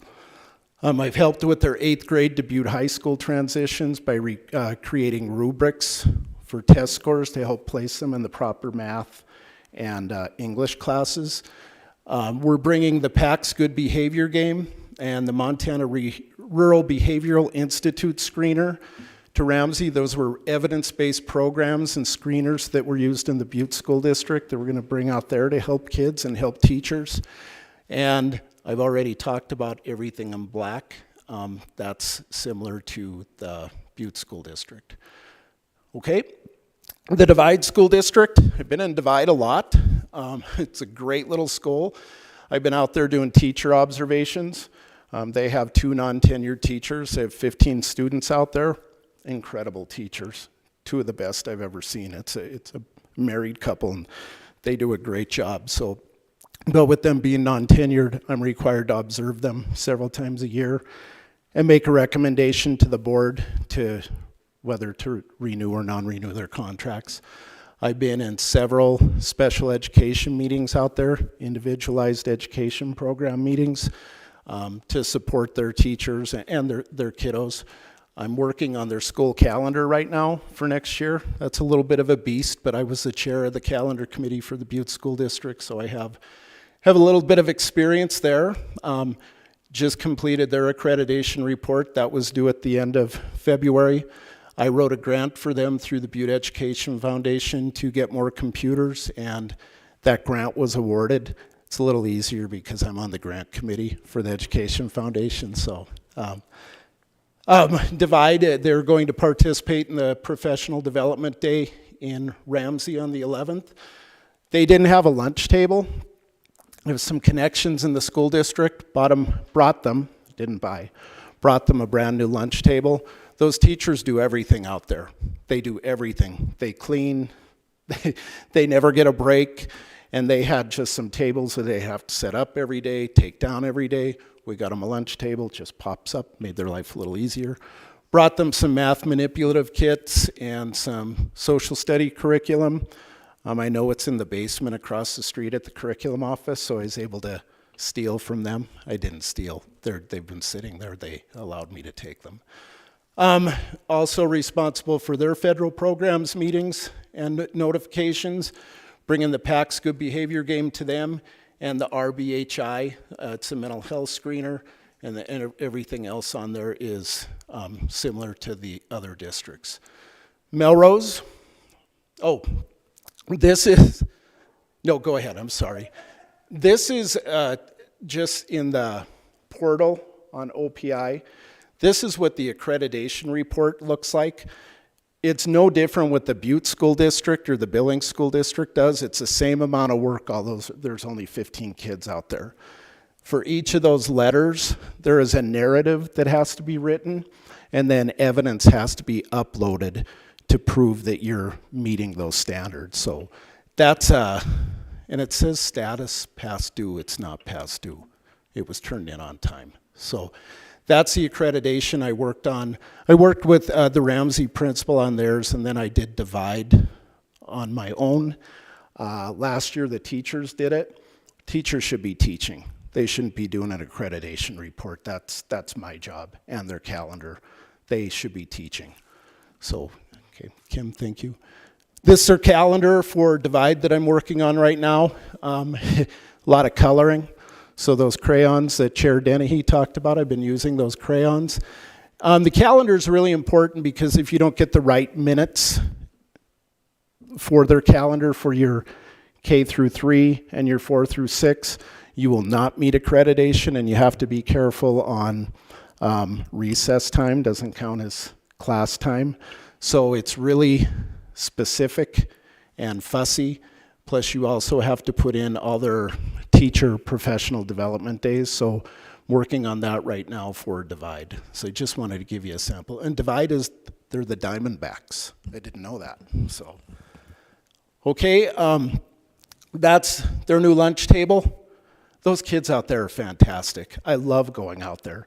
When I went out to observe the teachers, I didn't want to leave. They are that good. Okay, next. Okay. Melrose is in a unique situation. Melrose is closed right now. They did not have enough kids to open, so they're still meeting as a board. I've been at all their board meetings, and our goal is to get them open again. We're looking at different options. I've been working with the Montana Rural Education Association and their legal counsel to see what options we have. You never want to see a school close. And they're the heart of the community, but if you don't have the kids, you can't run a school. So we're hoping that takes place. So I provided them for protocols that'll take place for abandonment. If they do not have kids after 3 years, they will have to become abandoned and close. We're in year 1 right now, so we're year 2. They don't have kids for next year, so 1 more year to try to get that school reopened. But they have a rural schools track meet they're still running. I'm going out to help with that on May 2nd. Also, they have 2 trustee openings, so they will be, I don't think they'll be running in elections. I don't think they'll have more candidates than openings, so that will be nice. And also deal with appeals to the county soup from Melrose.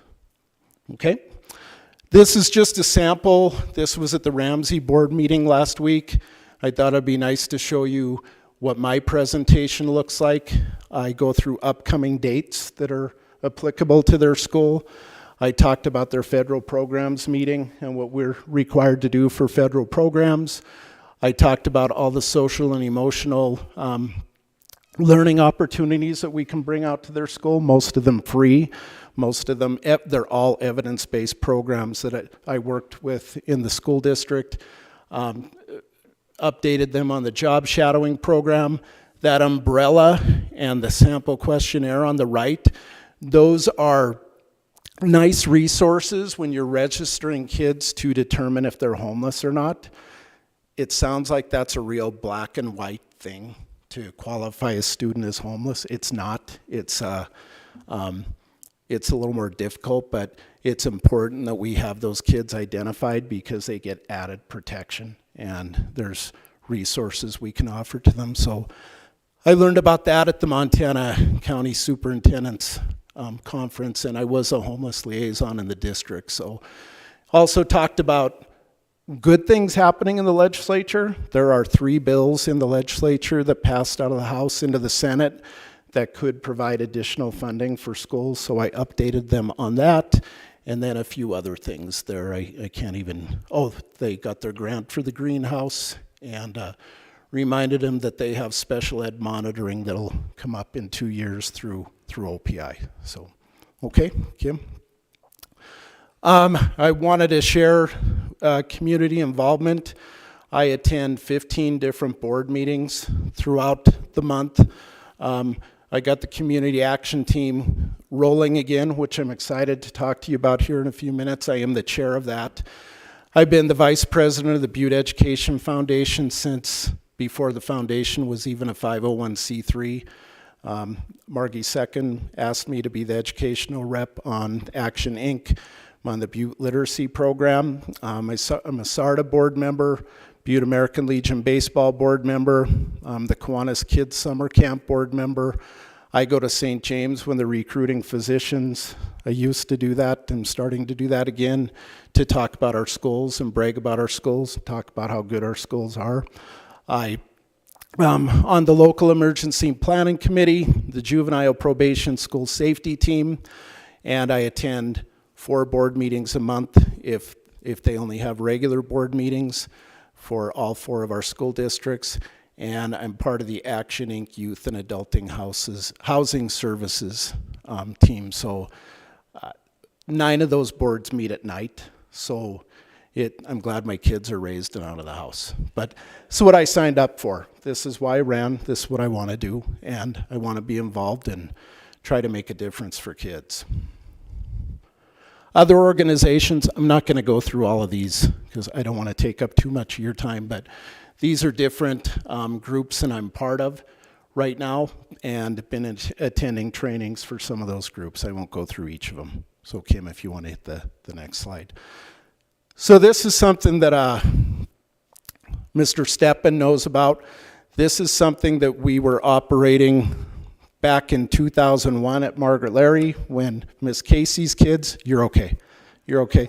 This is a program that we started to challenge our higher end kids. I always felt there's a lot of support for kids that struggle. There's not a lot to push kids at the elementary level who are sharp. So we started what's called a Hall of Fame Jeopardy competition. So every October, and I'll show you some questions if you want to see how hard it is. Mr. Steppen knows about this, but every October we give a qualifying quiz to every 4th, 5th, and 6th grader in the county. The top 30 kids scores qualify to compete in a school competition. It's all voluntary. They don't have to do it. They're given a study packet. They have a month to prepare. Then I go to each of the schools and run their competition. And if they get 75% or more of all the points that are asked in the competition, they make it into, or they're inducted into their school Hall of Fame. They get their name on a plaque, they get Hall of Fame sweatshirts, and then the top 6 from each school, they advance to a city competition to compete against the other schools. That city competition is on May 1st at Butte High at 1 o'clock. It's made being smart cool. And Mr. Steppen's son has competed. All 3 of his kids competed, and Miss Casey's, I believe, did too, but I'm getting old. That's a long time ago. So I'll just show you, Kim, if you'd like to go the next couple slides here. Emerson had 6 kids make it this year. Their school champion was Mason Tishmack. Okay, if you can go to the next one. Kennedy had, this is one of my favorite Hall of Fame stories ever in over 20 years of doing this. Kennedy had 6 kids make it. They'll all be moving to city. Little guy there in the red, Omar Rahimi, he's her school champion. He's an Afghani refugee. He's been in the country for 2 years, and he won the competition. Algebraic equations, fixing English sentences with grammar and punctuation errors. They have to read a novel. They had to learn 50 vocabulary words and how to spell them. They had to learn about the periodic table, and social studies, they had to learn about the Native American tribes in Montana. He won it. Been in the country for 2 years. One of my favorite stories. He'll be competing against all the other schools, 43 kiddos on May 1st. So next. Hillcrest had, I can't remember, I could count. Andrew Osterman was their school champion. They had 3 fourth graders make it to city. Incredible. Okay, next. Margaret Larry, they're the defending city champs. They've won it most years. Their school champion this year was Cameron Johnston. We can move to the next one. West had the most kids qualify. You can see one kid was late getting to the picture. They had 14 kids make it into their school Hall of Fame this year. But like I said, the top 6 will advance to the city competition. And Helen Lucon was their school champion. Next, Whittier had 12 kids make it this year, 6 going to city, and their school champion was Albert Stefanoscu. Okay, Ramsey, this is the first year we've done it at Ramsey. The girls had a clean sweep out there, shut out the boys. Isabel Cranny, 5th grader, was their school champion. And next, these are pictures from the competitions.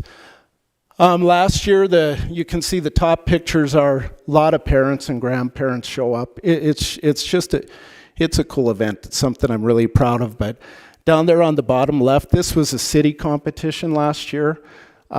They had to study twice. They had 2 packets throughout the year. And like I said, they don't have to do this.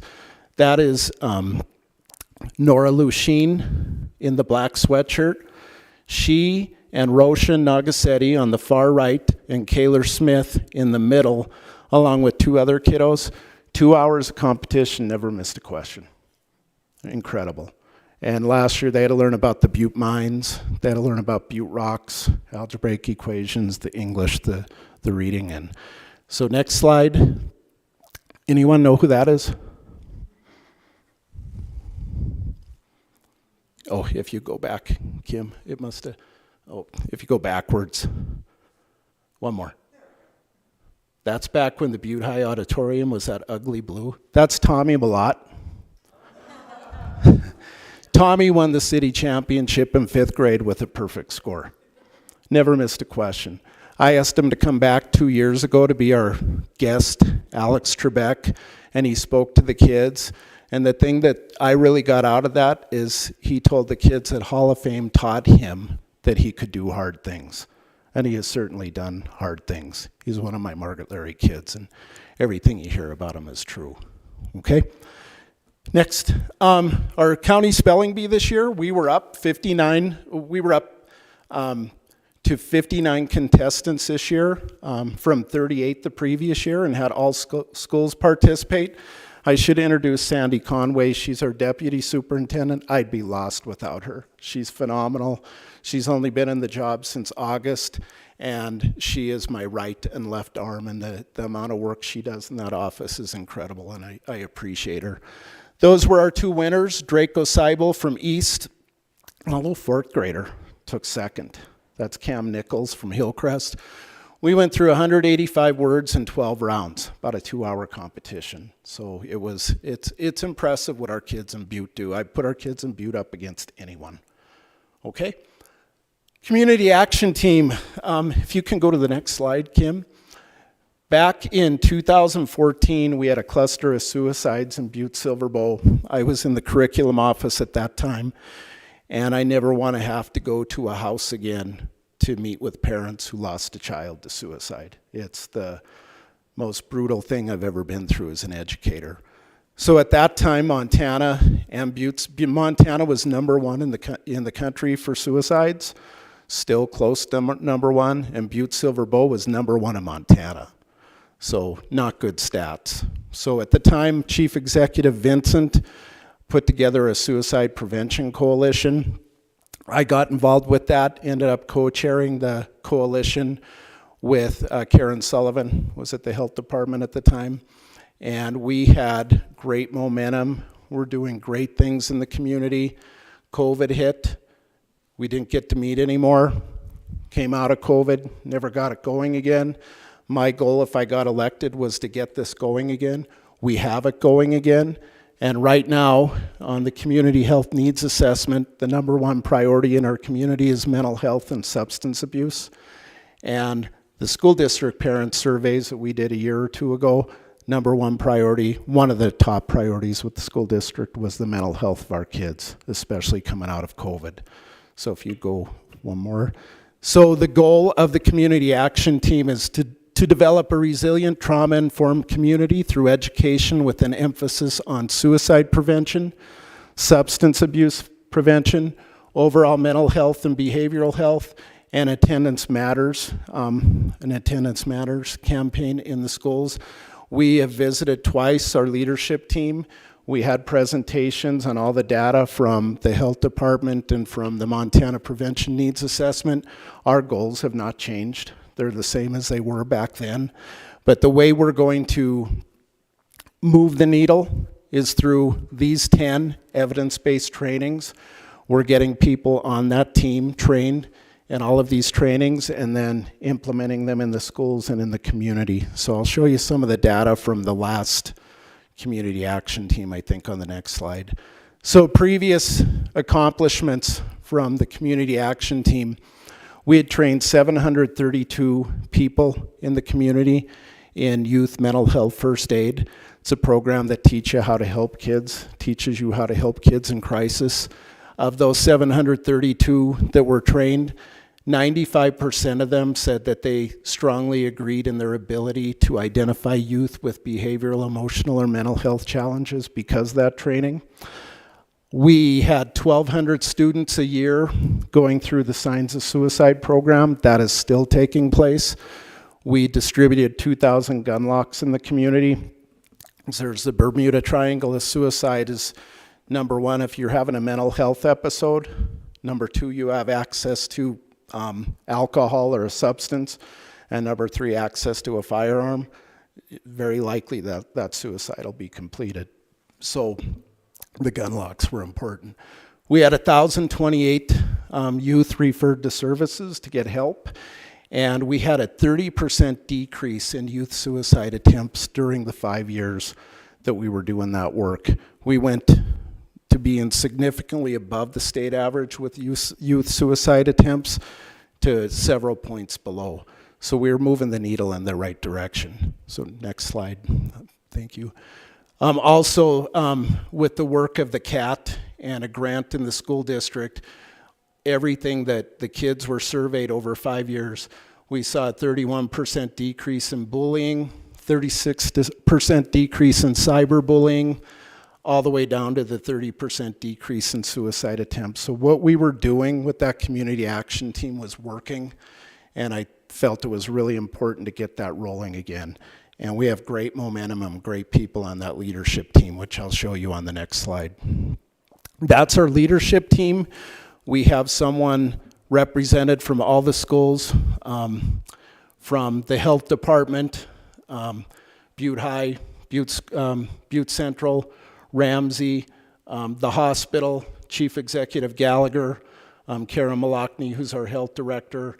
We have great representation on that team to get this work done, and everyone is very passionate about it. They all have full plates, but I've learned in my career, if you really want to get work done, ask the people who are the busiest, because they'll get it done. And I'm really proud that we have this team. We've met twice, and we're going to open it up to the community at our next meeting. We meet the third Wednesday of the month at 9 o'clock at the archive. So really excited about what we're doing with that and getting the needle moving in the right direction again. Okay. One of my other goals in our office is to start a job shadowing program with our Butte High kids. Surveyed all the sophomores and juniors at Butte High based on a survey that we developed through the Montana Career Information System. And the goal now that we have all the data is to start meeting with industry and people in the community. I've met with Kristen Rosa from Economic Development, with the Montana Department of Labor, several other people to start matching these kids with jobs in the community to provide them with a job shadowing experience to give them a jump start on careers. So if you go to the next slide, Kim, what we found, these were the jobs that our kids selected most. We had about almost 400 kids complete the surveys. So It kind of gives me an idea of who to meet with and who to work with. And my goal is to get that in operation next school year. A lot of our juniors and seniors are done at 1 o'clock. So that opens up some hours for them to start doing some job shadowing. Okay? And that's just another, electricians were way up there. Government jobs, not real popular. Okay, next. And 2 more things. Bulldog Outfitters is another program that we started in the school district that I was in charge of and want to continue. This is a program to help our kids that are in need. It's a free clothing and hygiene product store that's open 2 days a week. My mom and her friends run it. It's important to them. They love doing it. But we, Butte-Silver Bow had, of the 7 largest counties in the state, the highest child poverty rate of those 7 counties. I think we've dropped below Cascade County since, but 22% of our kids live in poverty. So we have a lot of kids that don't have nice clothing, don't have hygiene. And when you're an elementary principal or teacher and they're coming to school looking like that or smelling like that, they get ostracized. I mean, so our goal is if you look good, you feel good. So we're trying to help them look good so that they'll feel good and they'll come to school more often. So next slide. That's just a picture of the store. I'm afraid if you know of another location, we're probably getting booted from the mall here, which growth is great, but we have to find another place. We were pretty blessed that Alana let us have that for free. Ed Dennehy put the carpet in for free. The school district painters painted it for free. Northwestern Energy made the decals for the windows for free. And Butte never says no to kids. We have more donations than we can handle. We also have a relationship with an Oakley clothing rep who sends us brand new clothes every year, several times a year. So we have kids that are getting $300 winter jackets, and it's just been a really nice relationship. That's my mom in the upper left. So, okay, next slide. More pictures. That's pictures of the store, and then our storage room where we have all our hygiene products and extra clothing stored. So, okay, next slide. The last thing I'm going to talk about is Butte Education Foundation. That is a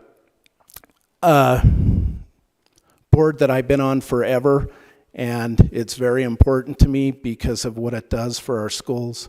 We raise money through several events throughout the year, and we provide grants for our schools for anything creative that a teacher wants to do and that the general fund won't support. We also have a celebration of excellence to recognize our top seniors who pick a teacher who made a difference in his or her life, and they write an essay about that teacher. We give out a $10,000 scholarship each year and a career and technical ed scholarship each year. And one of the big deals with the Education Foundation is to promote public education. So if you want to go to a couple more here, that was our celebration of excellence a couple years ago. That's April 28th at the Front Street Station. That I MC that gig. It's a tough gig.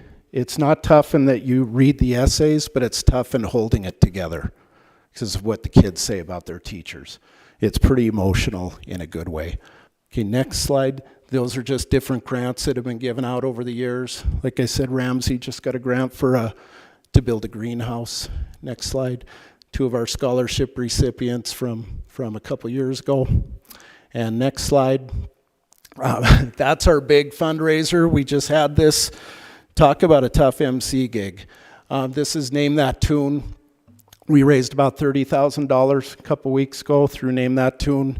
Aubrey Japs, I wish she was still here. Her husband is in the top left in the biker suit with the helmets on, but you would not believe how this community opens their wallets for Butte. If you are on a team and you miss a song, were you on a team one year, Mr. Silk? Yes, he knows what it's about. So I start at 7 o'clock. It usually ends around 11. Mr. Steppen's been there in the past too, I believe. Your tech people have been there, but if you miss a song, you're out unless someone buys you back in for $50. We had 241 buybacks this year. That's why it goes for 4 hours. I didn't even take a bathroom break this year. So Butte open. Chair Dennehy, you've been there before, I believe. Yes, so. Okay, next. So the motto I live by, those are our 4 school mascots for the 4 districts that I represent. I love the saying, hard work beats talent when talent doesn't work hard. Something I live by. You might outsmart me, but you're never going to outwork me. And I promise you I'll work my tail off, and so will Sandy. For the kids of Butte, I'm excited to be in the position, and I know I've talked a long time, but I don't think I've got much longer than Sean or Aubrey, but I'll answer questions now. But that's kind of a breakdown of what our office is responsible for and the additional things that we brought to it that will make a difference for our kids. So, thank you.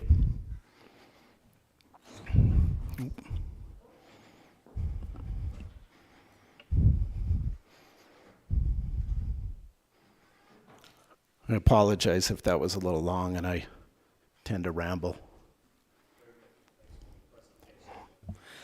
We have a series of questions that Right. you have been sitting through tonight, and so we'll ask you same thing, and we'll start with Chad this time and go to his right. Thank you, Mr. Chair. Thanks, Mr. O'Neill, for coming. And I think I speak for everyone, and just thanks with your involvement in the community and how much work you put into the community. Question number 1 is, what are the specific responsibilities and duties of the Butte-Silver Bow Superintendent of Schools? And I know you went through a lot of that. Is there anything you want to elaborate on that first question? Thank you. No, that was the slideshow.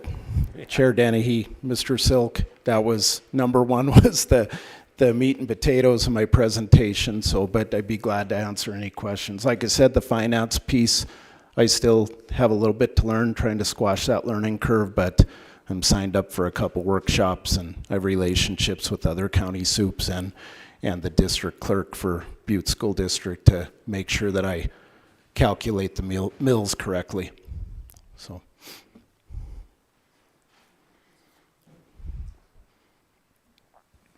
All right, Mr. O'Neill, question number 2, what are the most critical problems presently confronting the school district? Try not to get political here, but support for public education is my biggest concern. Privatization of schools, school vouchers, those are my biggest concerns with public education. Public education's the backbone of democracy. We educate everyone. Private schools don't. Nothing against private schools. They don't educate everyone. We have special ed students that IEPs have to be followed. We have students at risk that live in poverty. Private schools don't have that accountability that public schools have, and they are the backbone of democracy, and they're the great equalizer. As someone that's been in this profession for 32 years, I've seen kids come from horrible, horrible situations that have gone on to do great things because of public schools. Think of one of my students who chased me down in the mall a couple weeks ago in Missoula, who just got her law degree. She was raised in a really tough home. That happens because of public schools. So my biggest concern with school districts right now at the state and federal level is support for public education. Follow up? Cindy? Thank you so much for coming, Jim. I've known Jim for several years, being on the URA board, and we sat next to each other at a spelling bee contest, and that was a lot of fun. Yeah, he's just an all-around person, and I can't believe all the things you've gotten done in 3 months. It just, I just want to applaud you. Thank you. I'm very glad you're in your position. And I will call it the county superintendent. That's what it is, because, yeah, we need to make sure all of our documents say county. So number 3, what changes, if any, in governmental structure, organization, or powers would help the county school district address its most critical problems? It's sort of like 2, but a little bit differently. in our government structure. That's what the study commission's about. I don't think there's a teacher or an administrator in the state or the country that would not like to see more teeth put in the law for attendance. There is no accountability for parents with attendance.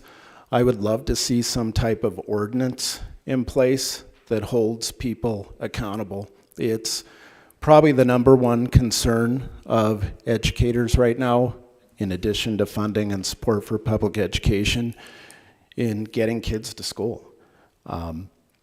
It's always been an issue, but it's even more of an issue since COVID. One of the number one issues that came out of the Montana Prevention Needs Assessment that Brittany Masters presented to the Community Action Team last week was families haven't re-engaged with school since COVID. They were basically home for 2 years. And even though attendance was an issue before COVID, it's been compounded. That's not unique to Butte. It's everywhere. You can't teach them if they're not in school. And I worry about those little boys and girls that were in kindergarten and first grade during COVID. But attendance, that's a personally to me, but I guarantee you, if you asked any teacher or administrator that, they probably tell you the same thing. Thank you. Mary? Oh, any follow-up? I'm sorry. Mary?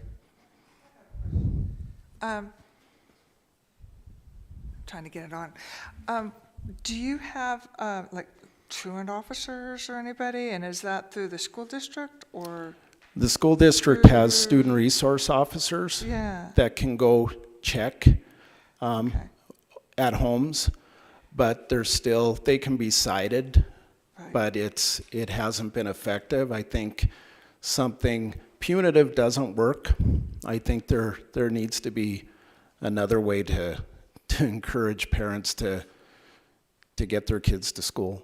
But there are student resource officers. There's one at the high school and one that oversees at the middle school and all the elementary schools and helps out with our rural schools as well. I apologize, I'm not following Robert's rules of order with addressing the chair. And Well, Well, get Kim after should it. address her questions through the chair. Yes. Thanks, Jim. Mary? Thank you, Mr. Chair. Thank you, Mr. O'Neill. This has been great. So this question is, what advice would you give to the study commission in terms of conducting a comprehensive and impactful review of the local government? Chair Dennehy, Ms. McCormick, thank you for the question.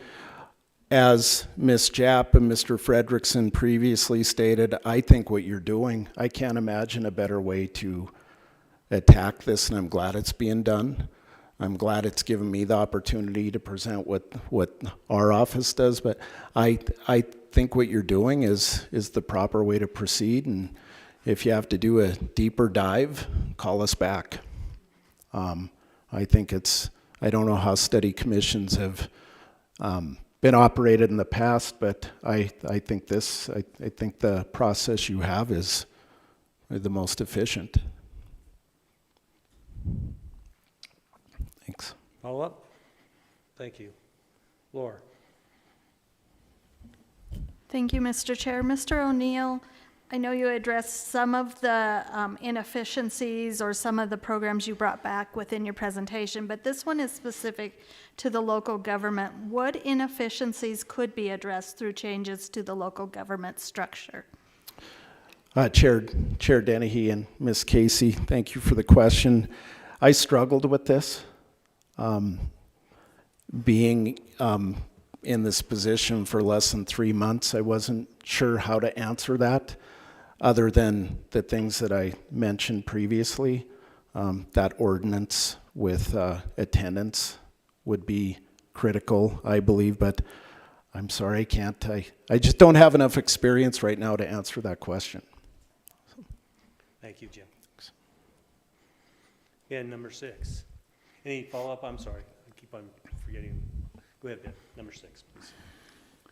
Mr. Chair, Mr. O'Neill, thank you for being here and thank you for the presentation. What challenges do you foresee for Butte-Silver Bow in the next 10 to 20 years? And does the current government structure position the city-county to meet those challenges effectively? Chair Dennehy, Mr. Thielen, thank you for the question. I think this was mentioned by the two previous presentations, but I feel Butte is moving and growing.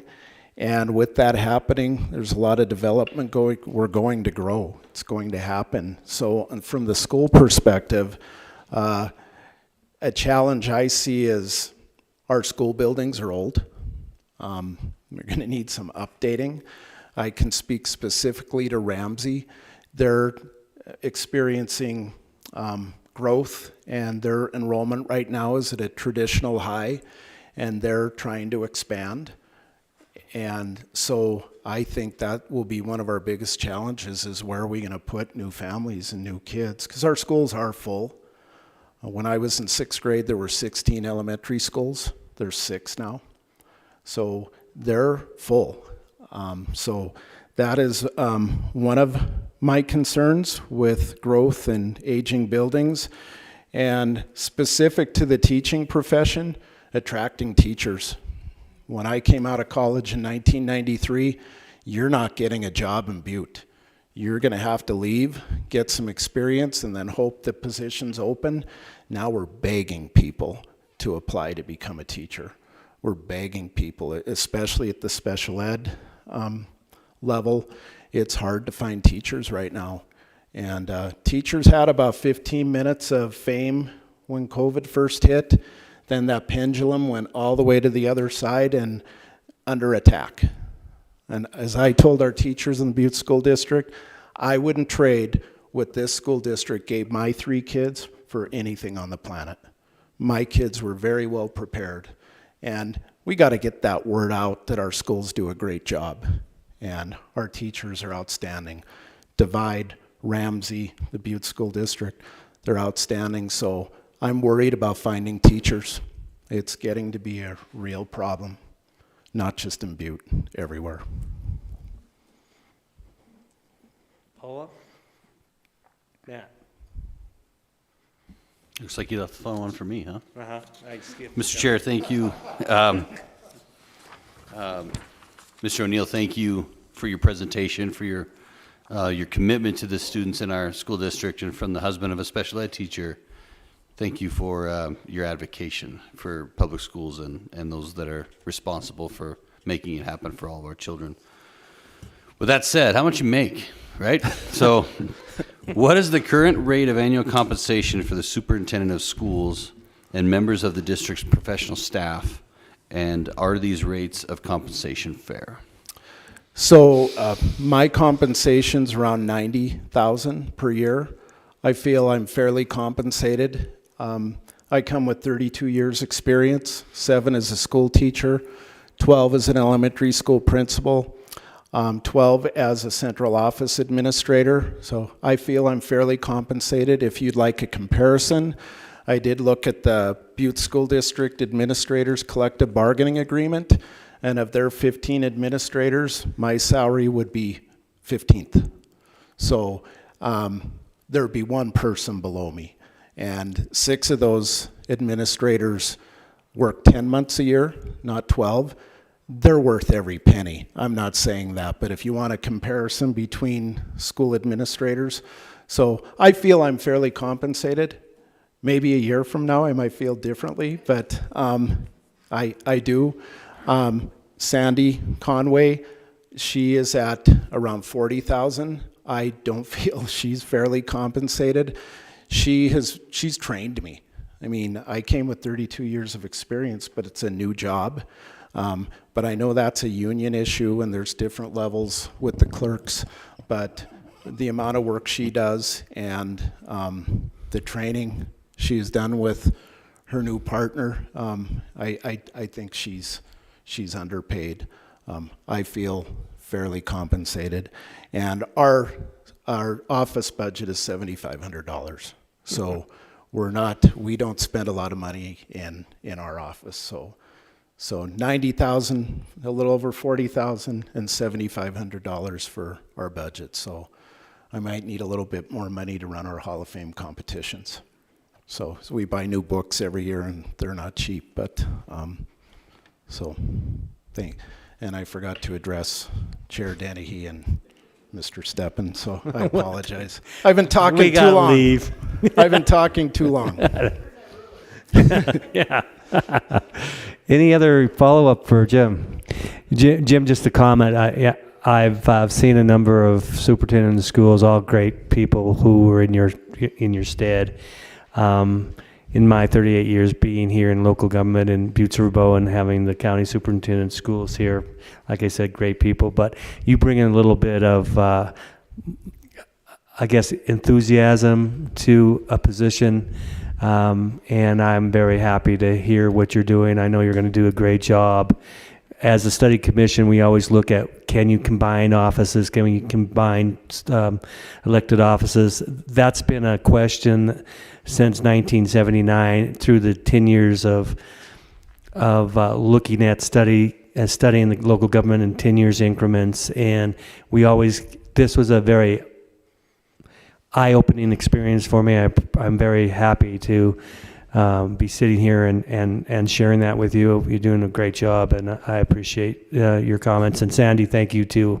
I've known Sandy for a lot of years, and she does a great job. So we appreciate you being here tonight, and thanks for illuminating us with the County Superintendent of Schools' duties and responsibilities. Chair Dennehy, thank you, and thank you to the commission for volunteering your time to do this work. It's important work, and I appreciate it as a taxpayer. So, thank you. Thanks, Jim. Okay, seeing that our conversations have been completed, we'll move through the agenda items that we have in front of us. Number 7 is correspondence from the Study Commission update. A report from you, Kim. Okay. One announcement. There was no correspondence, and my only report is that I prepared some thumbnail sketches for Anaconda Deer Lodge, the City of Helena, and City of Missoula, and I also threw in the counties. Since we're a city county, I thought you could do that. In taking notes tonight, I'm wondering if you want me to pull some comparison figures on the parks and recs for those communities as well, or even just send you the links for that. I think that would be helpful. Okay. Absolutely. I would like to see the other major cities and what they have for responsibilities of parks and recreation and those things that you're thinking about. So yeah, I think that would be good for the study commission to review that, because I think obviously one of the common themes of both the public works director and the parks and recreation director, quasi not done yet, is to have that separation. Whether or not that can happen or not, we still have deliberations, but I think in any part of that research would be helpful. I think in doing my previous research, if I remember correctly, I think it was the City of Helena. It was either Helena or Missoula. Actually had quite a bit of information on their parks and recreation. So I might even have already pulled that. Great, So thank you. I will forward One that of the to you. things in Missoula's for their charter, I couldn't open it. Could anybody of this, can the study commission open theirs? I can open Helena's, and I could open Missoula's, but I couldn't open, I could open Helena's, Anaconda Deer Lodge, but I couldn't open Missoula's. Do you want me to just email it to you? Yeah, Would that that'd help? be Okay. fine. I'll do that. Any other comments? Okay. That's it. Unfinished business. Approval of the bylaws. This wasn't on our agenda 2 weeks ago. We had it on the agenda now. I think we've had several discussions with the amendments and changes to the bylaws, and I would like, and it had been reviewed by the county attorneys, I would like ask for a motion to approve our bylaws tonight. It's been a motion by Ben to approve the bylaws. Is there a second? Second. Seconded by Chad. All in favor? Aye. All Aye. opposed? The ayes have it. Our bylaws are now adopted. Some public outreach discussions. Ray Lynn and I were on Party Line 2 weeks ago, Wednesday. It was a very good experience, starting from scratch and what we've done so far. What Ron Davis wants to do is continue those sorts of discussions once a month on the third Wednesday of each month. And so I am looking for volunteers to be on the next Party Line scheduled for April 16th. And don't jump out of your chairs for, thank you. Cindy Shaw is one of the commissioners, I would join her. and Matt Steppen is the second. It is a good experience. Ron does a good job of getting information out, and also our theme was, as our next agenda item will continue, is to get public information, transparency, and having people engage the study commission regarding what we're doing here. So there's plenty of public hearings and open sessions, listening sessions to be had, but we should continue on with that focus, and I know you two, all of us will do a good job on that, so we appreciate that. Any questions regarding Party Line? It was a good experience. Third was the op-ed piece that was done by Matt and Lori and Braylon. It was very great. Thank you, Matt, for doing that. Not very many suggestions. Must mean that you either paid them off or it was very well written. I'll go with the second. It was very well done. I think there's a couple of just edits that Lori had and that Braylon had. One is that Walkerville is not part of the study, and some just mention of council commissioners and chief executives, and adding the chief executive to the op-ed. I would suggest that we send that out to all of the study commission for review, have that back to us next Monday, and then schedule the op-ed in pieces. We probably won't be able to do all of the op-ed, but parts of those op-eds were very good. Go ahead, Lori.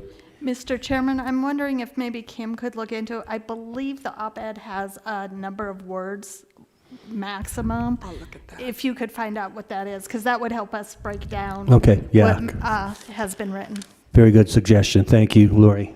Again, Matt, thank you very much. That was very good. Any suggestions from you or comments or? No, thank you for the feedback. I printed before I left today, but of course the printed copy doesn't track the changes, so, but everything that I saw looked, Yeah. which was what was asked of the group, was to scrutinize and make sure the information is accurate. So the subcommittee has done that. The rest of the committee can review it and get our changes back, and then we'll give it to Kim for publication after you know how many words we can use. Okay? Great. New business. Dan, Mr. Chair? Yes. Mary was just asking to, where will we be publishing the op-ed? I mean, we have kind of limited Yeah. media, but I'm just curious, you know. I'm not sure. Probably the Montana Standard. Yeah, okay. Butte Weekly, maybe? I don't know. You could, yeah, Butte Weekly too. Yeah, we can do both of them, and we'll pay some money for publication. I know the Standard won't. They'll do it for free. I don't know about the Butte Weekly, but I'm sure they will do it for free too. All I'll right, look thank you. into I the was just Butte curious. Weekly. Okay. New business, any new business that comes before us from any of the commission's perspective? Okay. Public hearings, we haven't scheduled those yet. I think we're going through the process of interviews with our department heads and elected officials. That will continue. I think it was a very productive meeting. Kim, thank you very much for scheduling those and having that scheduled to us. We know where we're going. The only thing I would ask, if you would add the chairman of the council of commissioners to that interview process. Is it John? Who's the council chair now? I think it's John Morgan, isn't it?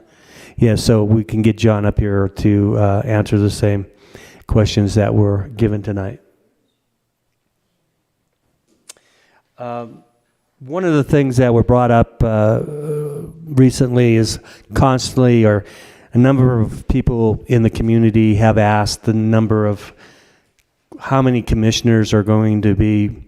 Is there going to be a movement for reducing the number of commissioners on the Council of Commissioners, Butte-Silver Council Commissioners? And what was brought up, Commissioner Silk, Chad, was listening to us on Party Line, and he sent me a email saying, hey, we better look into that, whether or not how many can or cannot be a part of that. And Chad sent a Montana Code annotated state law saying that if a local government has a taxable valuation of more than $50 million, there has to be 7 commissioners on the local government. Now, I took Chad's information and sent it to the county attorney for his review, and I saw that Matt was ill today. He's still reviewing that. I asked the question, and he will get back to us. So we don't really know if the direction of the study commission is going to reduce or increase or whatever we're going to do with the council commissioners districts, but we should know that there should be a certain amount by state law that you have to have. So Matt's going to review that for us. Okay, so we'll wait till then. Thanks, Chad, for checking that. Go ahead. Yeah, Mr. Chair, members of the committee, I think something that we need to look forward to when we are amending the charter is listing the form of government, the alternative form of government that Butte-Silver runs under. Under the Montana Code Annotated, there are multiple alternative forms of government, and it would just be nice to have it in the charter to know that you're going to reference what form of law that the government has to run under. So when County Attorney Andrews comes to the meetings, I think that's something just to look forward to in the future to make an amendment for the charter. Very good. Yes, and I have noticed in other cities they actually reference that number from Montana State Constitution and the MCA. So, good suggestion. We'll ask Pat if he could do that for us. Thanks for catching that too, Chad. I appreciate it. Is there any public comment on anything not on the agenda, but within the jurisdiction of the study commission that someone would like to talk about? Apparently you do. Come on over. Okay, very good. Could you have your name and address, please? Okay. Okay. My name is Larry Winslow. I've lived in Butte 19 years. I'm a small-time landlord. I do provide affordable housing. I'd like to thank Chad for bringing up the subject of alternative governments. And I do want to put that on the agenda, which is why I'm here, for the 3rd or 4th meeting in April. I'll be away for a few weeks. In the meantime, the things I want to put on the agenda, and I'll need at least an hour to open up the discussion. I want it to be about alternative forms of government. I submitted to your review committee here a pretty thick brochure about what Great Falls did with their Citizens Review Committee and their structure of government. I also submitted to you the proposal that the commissioners came up with for community councils. And I hope you'll pass it around, make copies of it in order to prepare for my presentation and the things I want to talk to it. And I might need that copy back because it's the only one I got. This is the one that I took it out of my briefcase. Don't lose it. Makes a bunch of copies. You got the copy machines. I think this is the most important thing you could be discussing here. Citizen participation in government is sorely missing. And I'm not even sure citizen participation in government and community councils would even fit into the type of government you have now. It's a very serious subject. And I want to at least take an hour to open up the discussion. And I think it needs to be an ongoing discussion for the remainder of your meetings. Now we get into how do we get citizens involved in this? This should be, and I ran for this position and I didn't get elected, but I think we need to get citizens' participation, and the way you're going about it is not working. You're a citizen? Oh, righty. You get the idea. I think you need, I heard one radio announcement on Copper 94 that you were encouraging people, one time I heard it, people to submit things on your agenda. I think you need to do way more on public outreach. I don't think the standard is adequate. I think it needs to go to link to larger media, like news break, things people see on their phones, the news media on the phones. I think it definitely needs to be done. You got one chance to get this right. This doesn't come around for another 10 years. People have to live with the decisions you're going to make and what you're going to propose. Can we schedule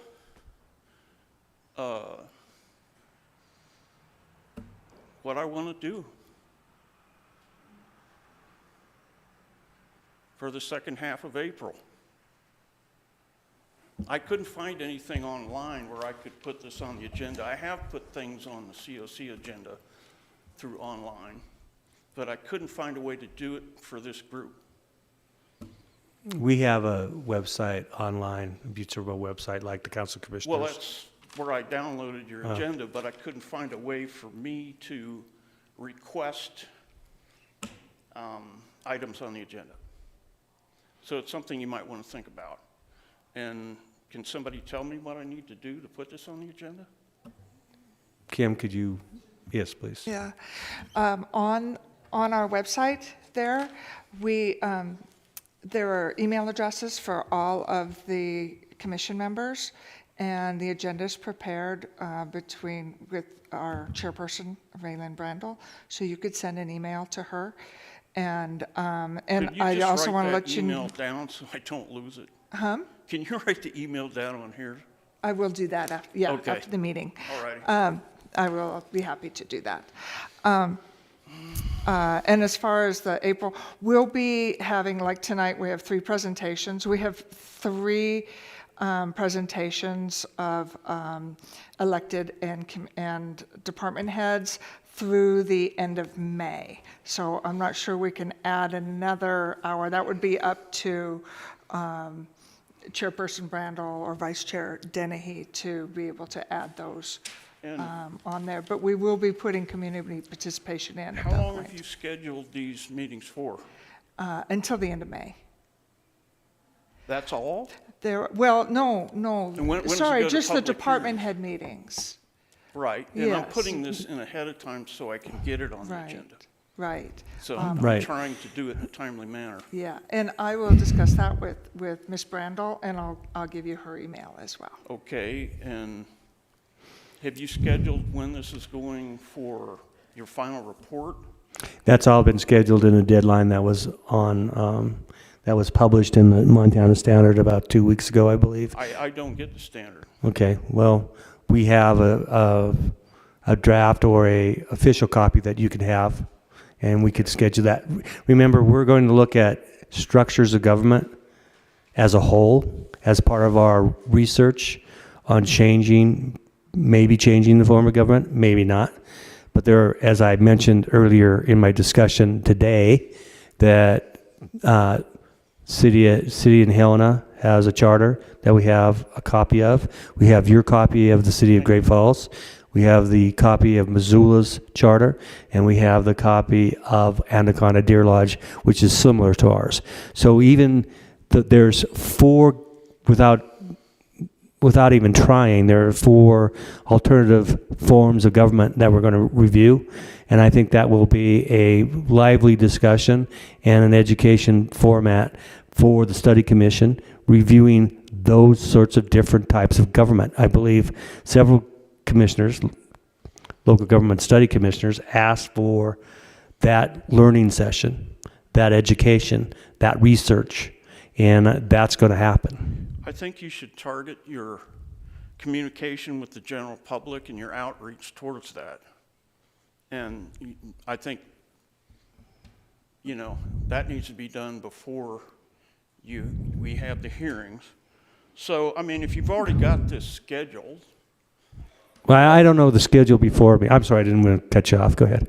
Would it be more appropriate to follow your schedule or for me to put something on the agenda? For me, I think it'd be more appropriate to follow our schedule. All right. And be a part of that discussion, because there's more than your idea of the form of government. There's several of them, and we're going to have those folks here too. Very good, very good. Okay, I wanted to emphasize the communication with the public, because public input has been grossly denied in this county. All right, I'll let somebody else speak. Mr. Chair? Yes, Yeah. please.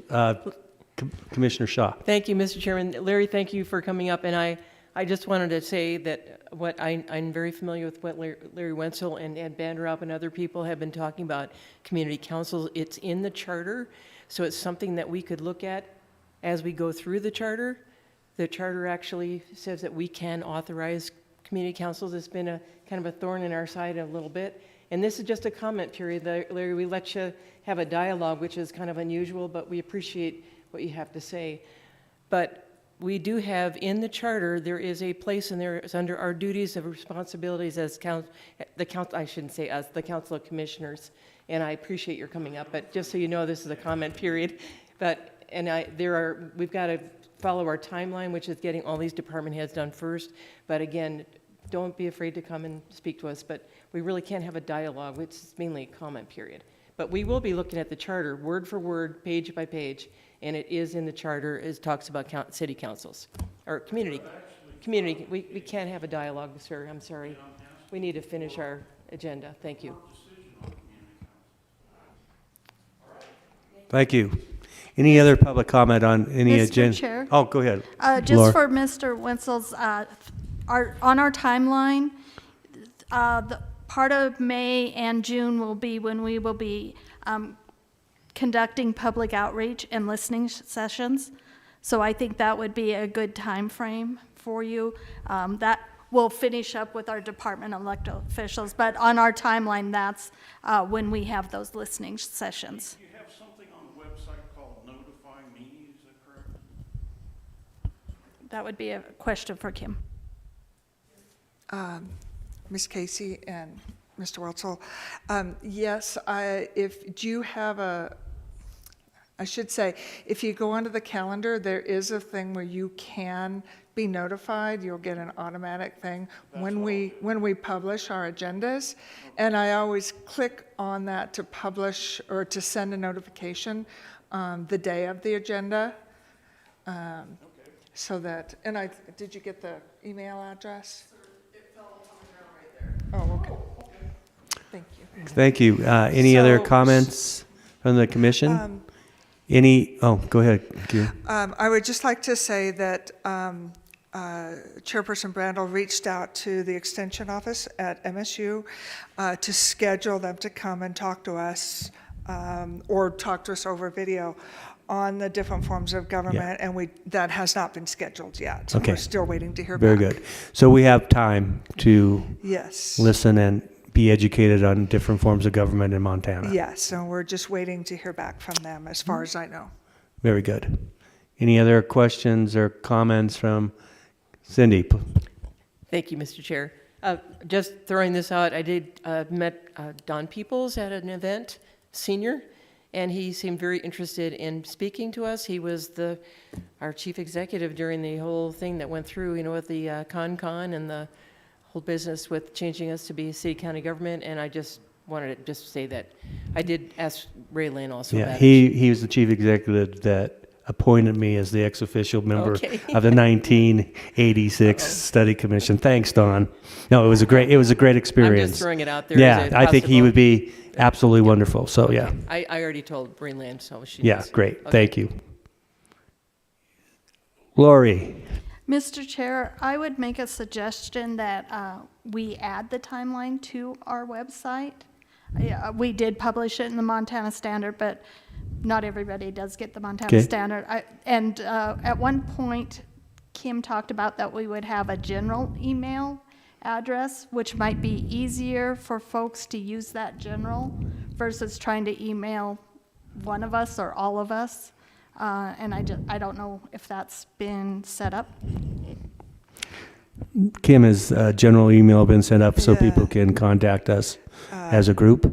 Ms. Casey and Mr. Dennehy, Raylene was going to look into that, so, and I think she and I have not been in contact this week. Okay. So I don't know where she is, because she was going to be the one to pull the emails off of that. And as far as the timeline, I absolutely agree. So I will talk with IT about getting that up this week. Very good. So we will put the timeline up on our website, and and just check in and see if we can have the email generally done, please.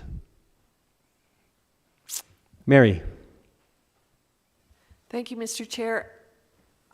I just have a question about elected officials. I thought the council members are elected officials. I thought that we would be interviewing them, each council member, or they would be coming before us. I mean, just the chair? It doesn't, whatever the commission prefers. Yeah, it doesn't matter to me. I mean, the chair probably knows most of the inner workings, but if you like to suggest that all commissioners come, that's fine too. I would like to suggest that we have all commissioners come. If they want to, or at least make a request of them, and if they'd like to come, they could come. I know it's probably adding a lot. Maybe it's too much to have, 3 a night. But certainly I think we need to have, they're a co-branch of the. Yeah.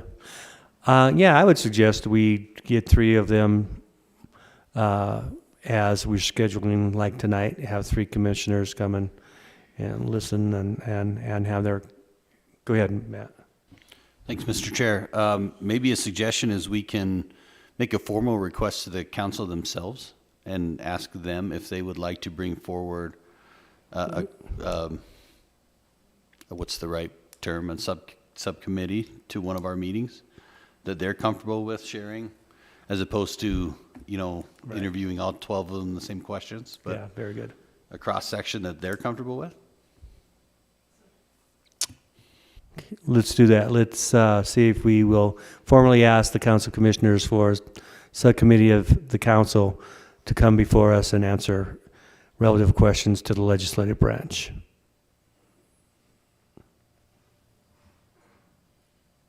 Okay. Any other comments? Any other business? Seeing none, I'll take a motion for adjournment. Oh, wait, well, hold on. Sorry. You skipped announcements. And I do have an announcement. I'm sorry, Kim. Thanks for keeping me on schedule. What's your announcement? Only because I do have an announcement. I will be at the Montana Library Conference Wednesday through Saturday. So I will be working remotely, which means I'll bring the laptop and I will be getting the minutes and the agenda and all of this other stuff done, I hope. But I will not be in town and to make paper copies for those who requested them. Okay, So, very good. so they'll be, I'll, from now on, so that you guys can open everything, I'll email them, but I will also post them on the OneDrive, so you can download them. Great, thank you. Have fun. This sounds like a wonderful conference.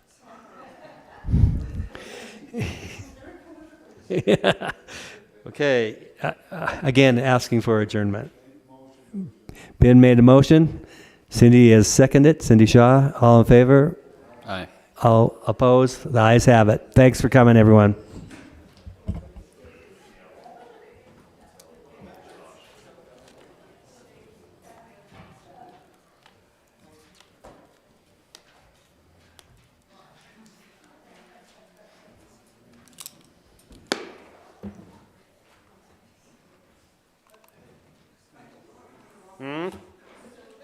Quit being a dick, Ben.